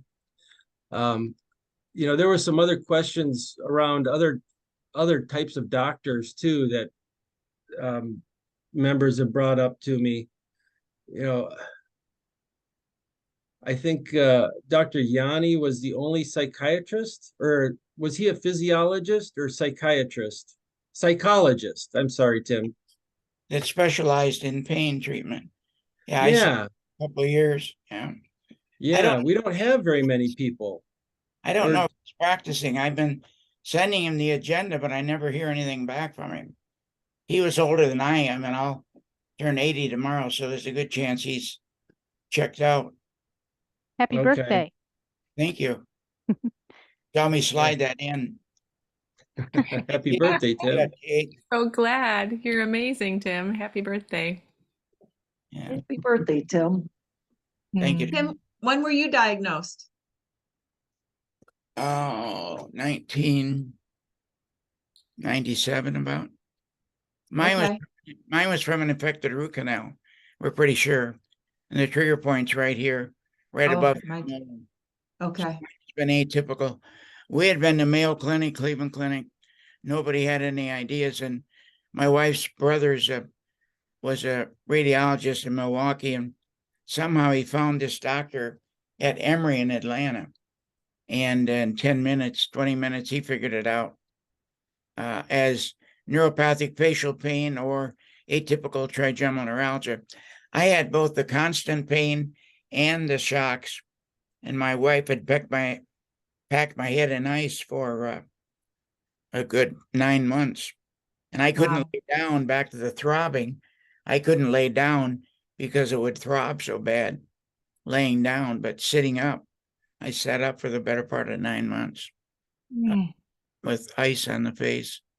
And Can I ask what meds you're on? yes, 240 milligrams of morphine and 1,800 milligrams of brand name Neurontin. It didn't seem like the gabapentin I would get the shocks back with the gabapentin. So the Neurontin is extremely expensive until you get through the donut hole. I've tried it 2 or 3 times over the years, and just doesn't seem like the generic gabapentin works. I've been as high as 600 milligrams on morphine back with Dr. Valoran, and then I got down to 240, and I've held pretty firm there now. And you take that every day? Yeah, every day. Every 60 milligrams every 6. Wait a minute. Yeah, 60 milligrams every 6 hours. So 6 times 4, 240, and 1,800. So do you have typical or atypical? Typical. We believe Okay. typical from the infected root canal. But you still get the shocks, which are Not typical. anymore. Not anymore okay. with the Neurontin. I don't get the shocks. Okay. I more or less had a combination of both. I think they refer to it as TN2. Hmm. It's as close as you can get to it, or neuropathic facial pain. I had run the support group for about 25, 26 years, and Aaron and Danielle are taking over for me.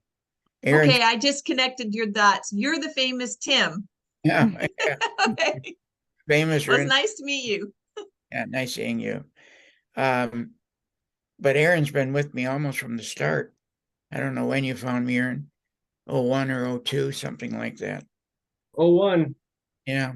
So he was a natural to take over for Lynn Rupie was a nurse, and she had classic and then had an MVD and didn't take away everything.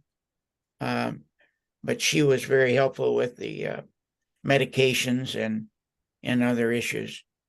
We met at the hospital for how long, Aaron? 20, 22 years until COVID. Yeah, And it then was our, until COVID hit, and then we got sidetracked for a while and taught us about Zoom. the Zoom app and ran it. And now Aaron and Danielle have agreed to pick it up.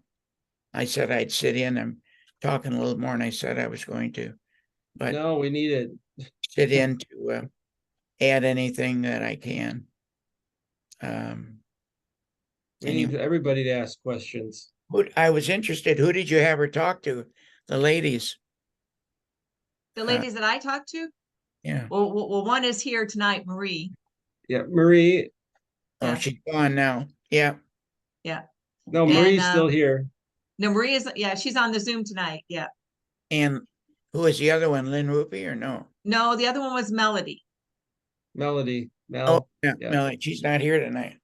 No, she's So- not on yet. Yeah, she more I or call less, them my M&Ms because M&M is my favorite candy. Yeah. So my M&Ms were Yeah. there to just give me some hope, really, to give me some hope with their stories and that's not to good be so because- terrified of it. yeah, one And was it's classic and one's atypical. yeah, That's good, Aaron. Yeah.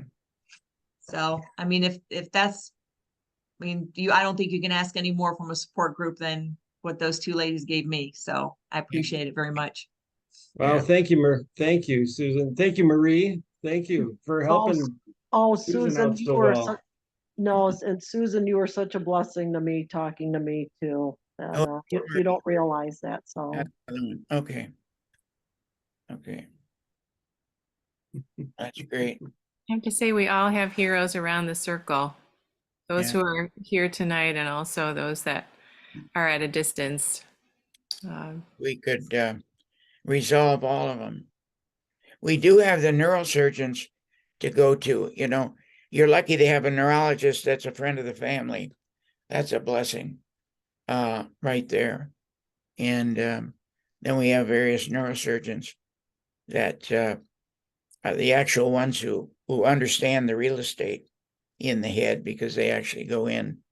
Nothing against neurologists, but and it's tough these days to get an appointment with a neurologist. I had never had one, and friend of the family who were anesthesiologists at Beaumont hooked us up with one over in Southfield, Dr. Emmers.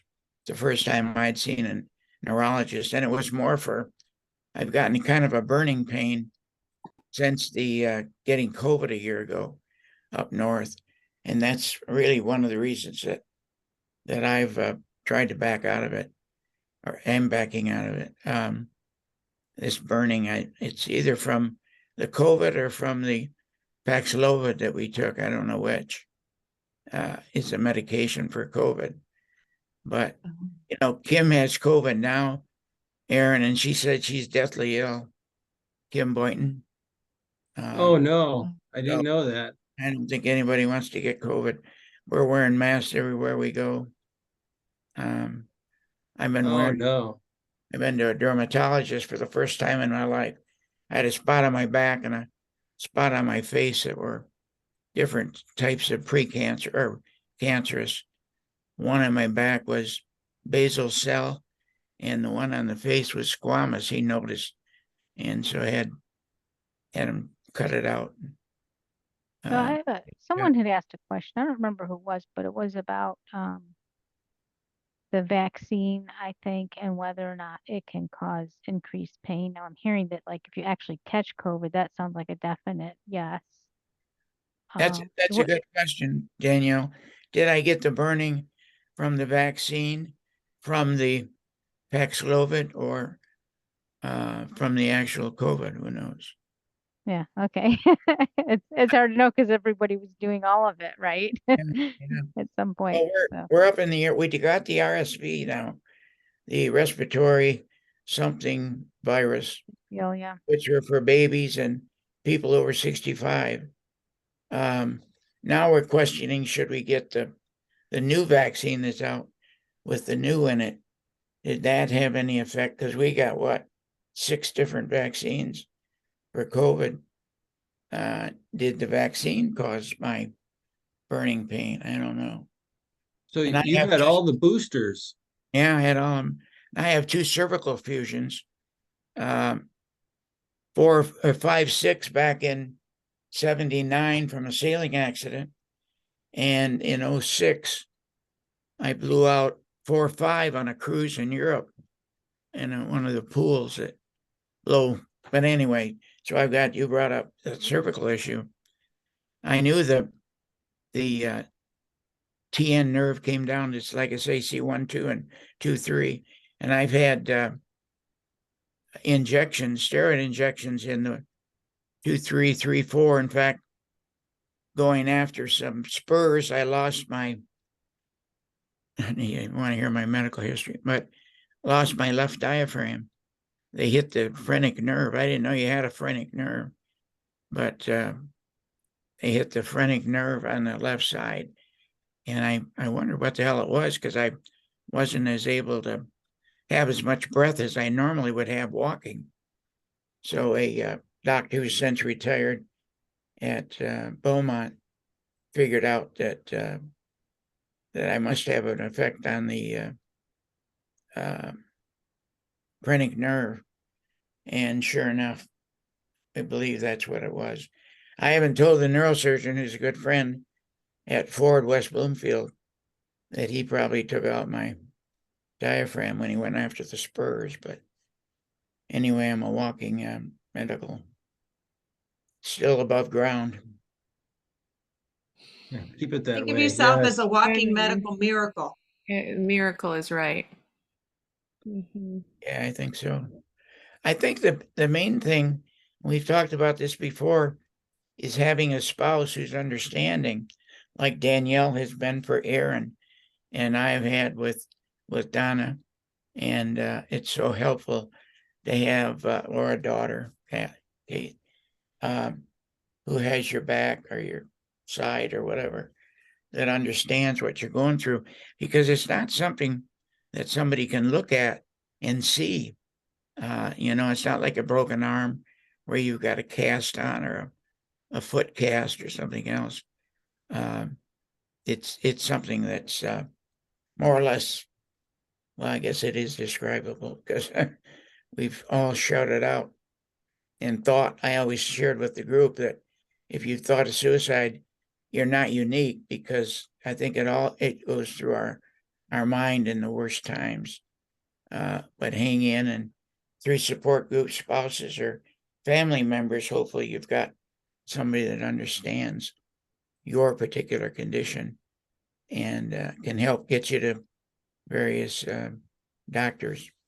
But yeah, Mayo and Cleveland, they had no idea what it was. Even the dental people at Cleveland Clinic had no idea. Well, this goes back years. I don't know about now. I've heard people, the girls have left us now, that have gone to Linsky out on the West Coast. Supposedly, he's been good with babies. I don't know how the hell they find out a baby's got trigeminal, other than if the kids continue to scream, and maybe they do an MRI on them, and that's how they find out. Mm.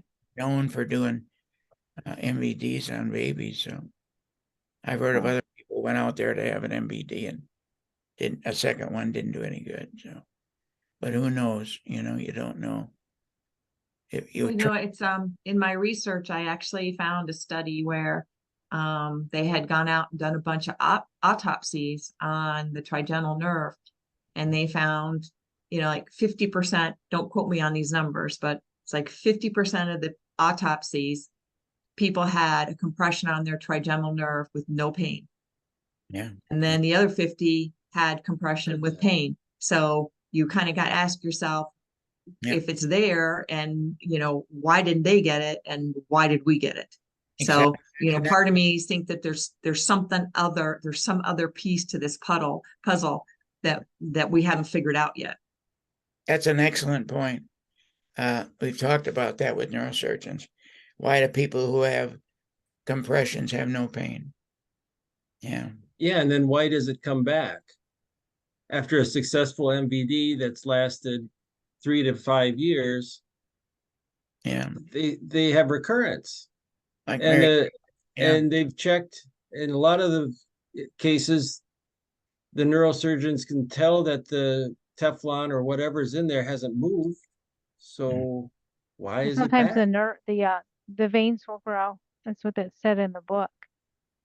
the what, Danielle? The what? So you'll have new veins will grow, or the veins will grow larger and recreate a problem.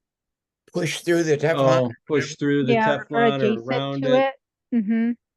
Stick to it. Yeah. Yeah. Yeah, I'm trying to read that veins will whole book grow. like cover to cover. You're better than I am on it, that's for sure now. Yeah. We've had so much experience and spent so much time talking to people. There was a group, I think, Aaron, you were on it at one time, TN-L. Yeah, Arkansas. Yeah, Polly in Arkansas and Jet in the Netherlands were the co-leaders of it. And I'd met both of them at a TNA conference years ago. And Polly passed in Arizona.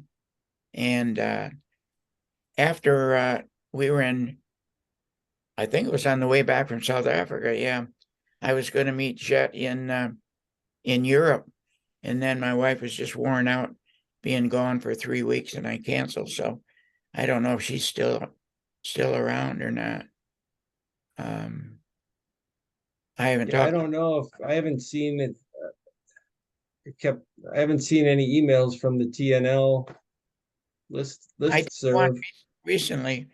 I forget what it was.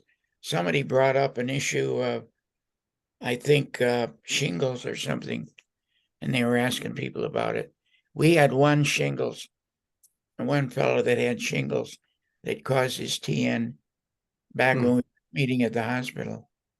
And I don't know if he ever got an answer for it or not. Some people swore online on TNL that opiates helped their ATN with shingles, from shingles. Well, Oh, it should help the ATN. Yeah. Yeah. The But opiates for your sure. point about how does a neurosurgeon, you go to a neurosurgeon and they know from the studies, either autopsies or whatever, that some people have compressions and some people don't. Some people have pain, some people don't. How hard it is for them to decide ahead of time whether to do an MBD or on somebody or not. You hate to use it as a trial and error, but in some cases that's kind of it.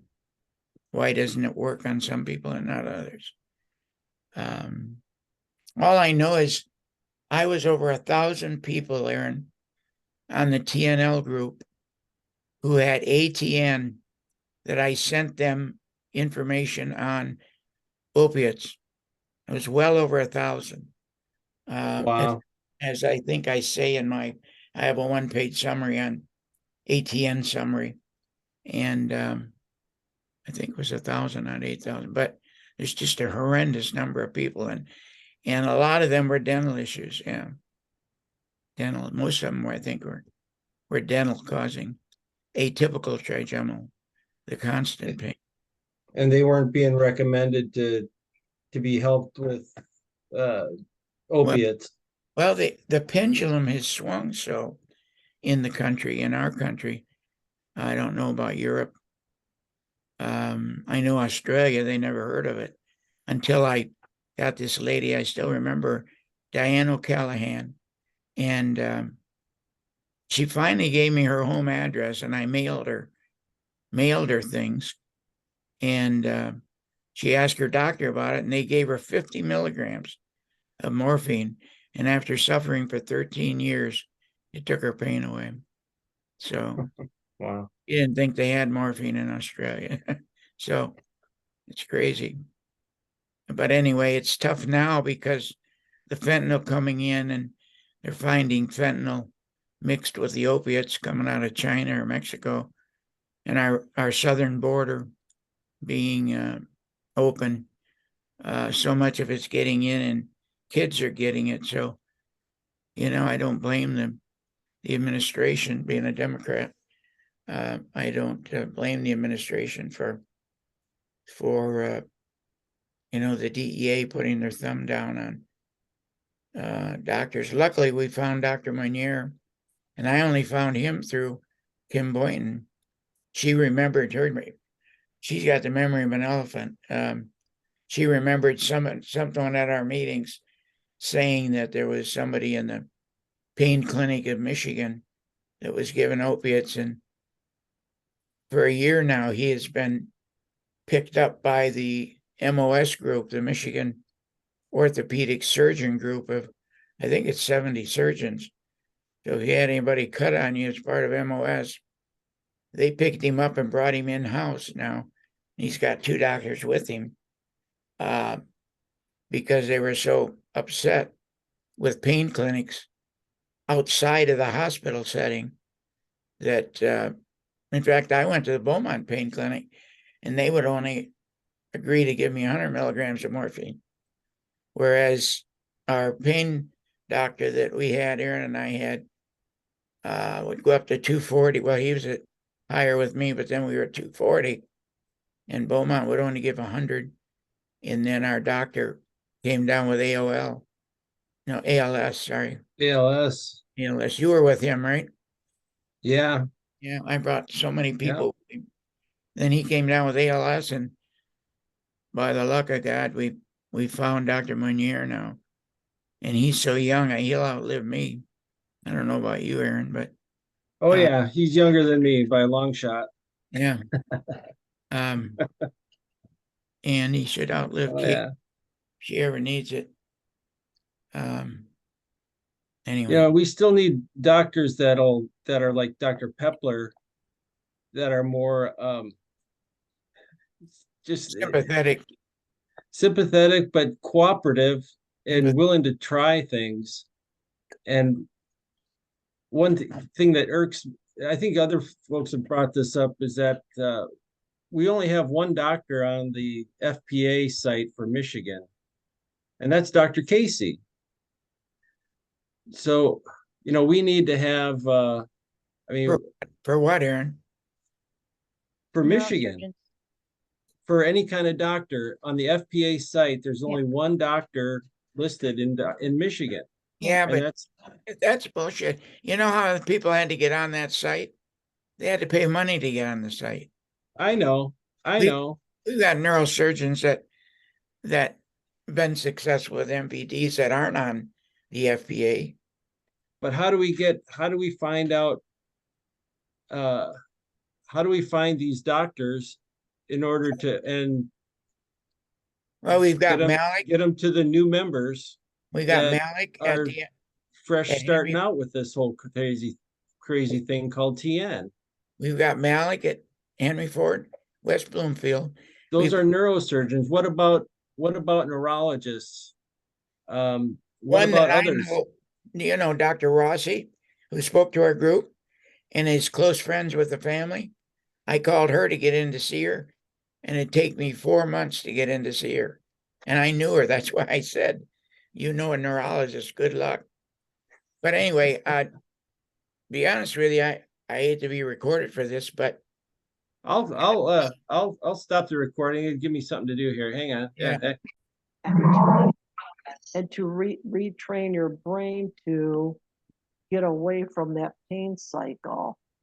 Boy, I wonder if this woman that I went through that class with would be interested in talking to the group. Yeah. It's probably stress related, do you think?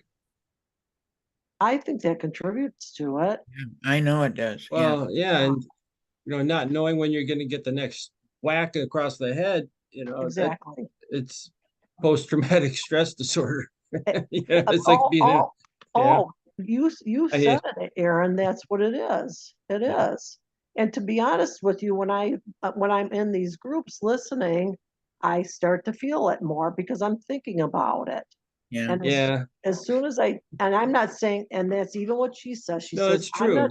She says, I'm not saying this pain is in your head. Yeah, actually it is. But she says, where we live. It does exasperate. I can't say that word.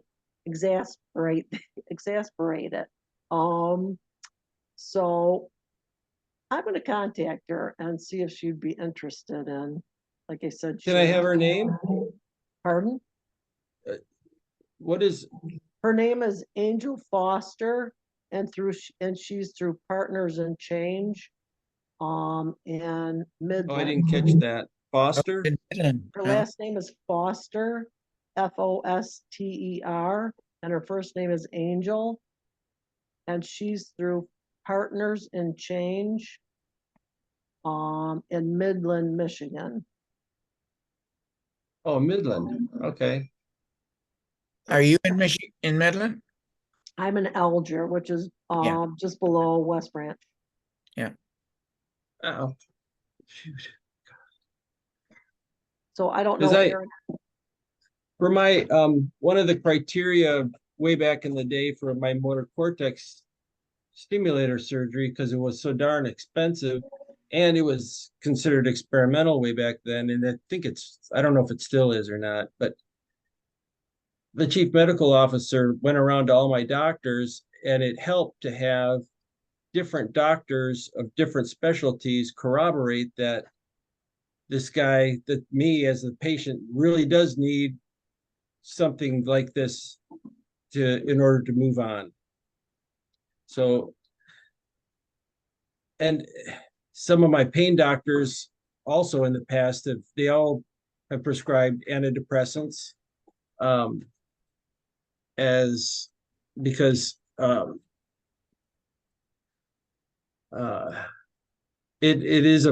it helps manage the constant, Pain, yeah. yeah. And for the shocks, because having something like this is gonna drag you down, and Yeah. so it's a part of the holistic approach to, and that's why I want to try to find more of these Therapist, I think we've got quite a few neurosurgeons, but I don't yeah, know if we have enough even of those guys that yeah. So I'm trying to figure out, okay, who are some good psychiatrists, who's some good psychologists, and if they're associated with a behavioral therapy group, then that's great. Then That's then we exactly can get. what I said to you, Aaron. You and Danielle will think outside the box. That Lynn and I probably missed, because we were thinking more of the traditional meds and surgery, and so me jumping on you on therapists was wrong. You're right, because stress and depression is such a big part of this. Can't help but, because it Well, changes your way of life, in many cases. Yeah. yeah. Aaron, And do if you we're, want me- I'm oh, go sorry. ahead. Did you want me to email you when I get that information? Do you want me to email you her contact information? Well, what if you want to pursue it and see if you can chase her down, or I can do that too. That's kind of that's what I'm here for. Okay, all right. But that's a good point, Aaron. She knows her. So maybe that's what we always tried to do, was if somebody knows that doctor, make first contact, and then second. Oh Aaron- yeah, that would help grease the skids, because I kind of got rejected on my first attempt with my first doctor. I got Okay, because yeah, yeah, I went straight into the ditch. yeah, If it's- because she's I a know, Aaron. Yeah. she's a therapist through this Partners in Change. Yeah. So I don't Okay. know what her exact degree is. I have a Okay, you resource- had your yeah. Yeah, I have a resource that you brought to mind too. There's a place in Grand Rapids called the Grand Rapids Center for Mindfulness, but they are based off of the Mindfulness Stress Reduction Clinic at UMass in Boston, which is all about people living with chronic pain. And so I know that they've done special programs specifically geared for people living with MS and the chronic stress of that. And so I could talk to the director there and see if there's something that she'd be interested in offering to our group. Okay. All right. Yeah, thank you. That'd be bet. great, Katie. You bet. And then, the guy that's using our videos, he's got over 1,000 views because he's using his video. Schubiner, Dr. He- Schubiner. mindfulness, right? There's Is one that of the same person, Katie? The mindfulness? Say that name Dr. again. Schubiner? Schubiner, SCHI or UPINER. Well, that's not a name that I'm familiar with. Yeah, probably.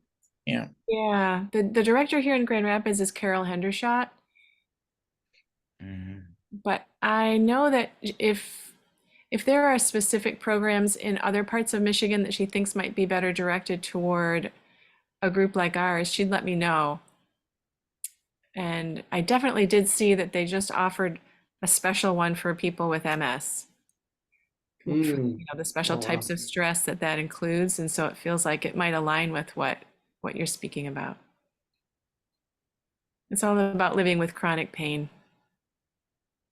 Right, right.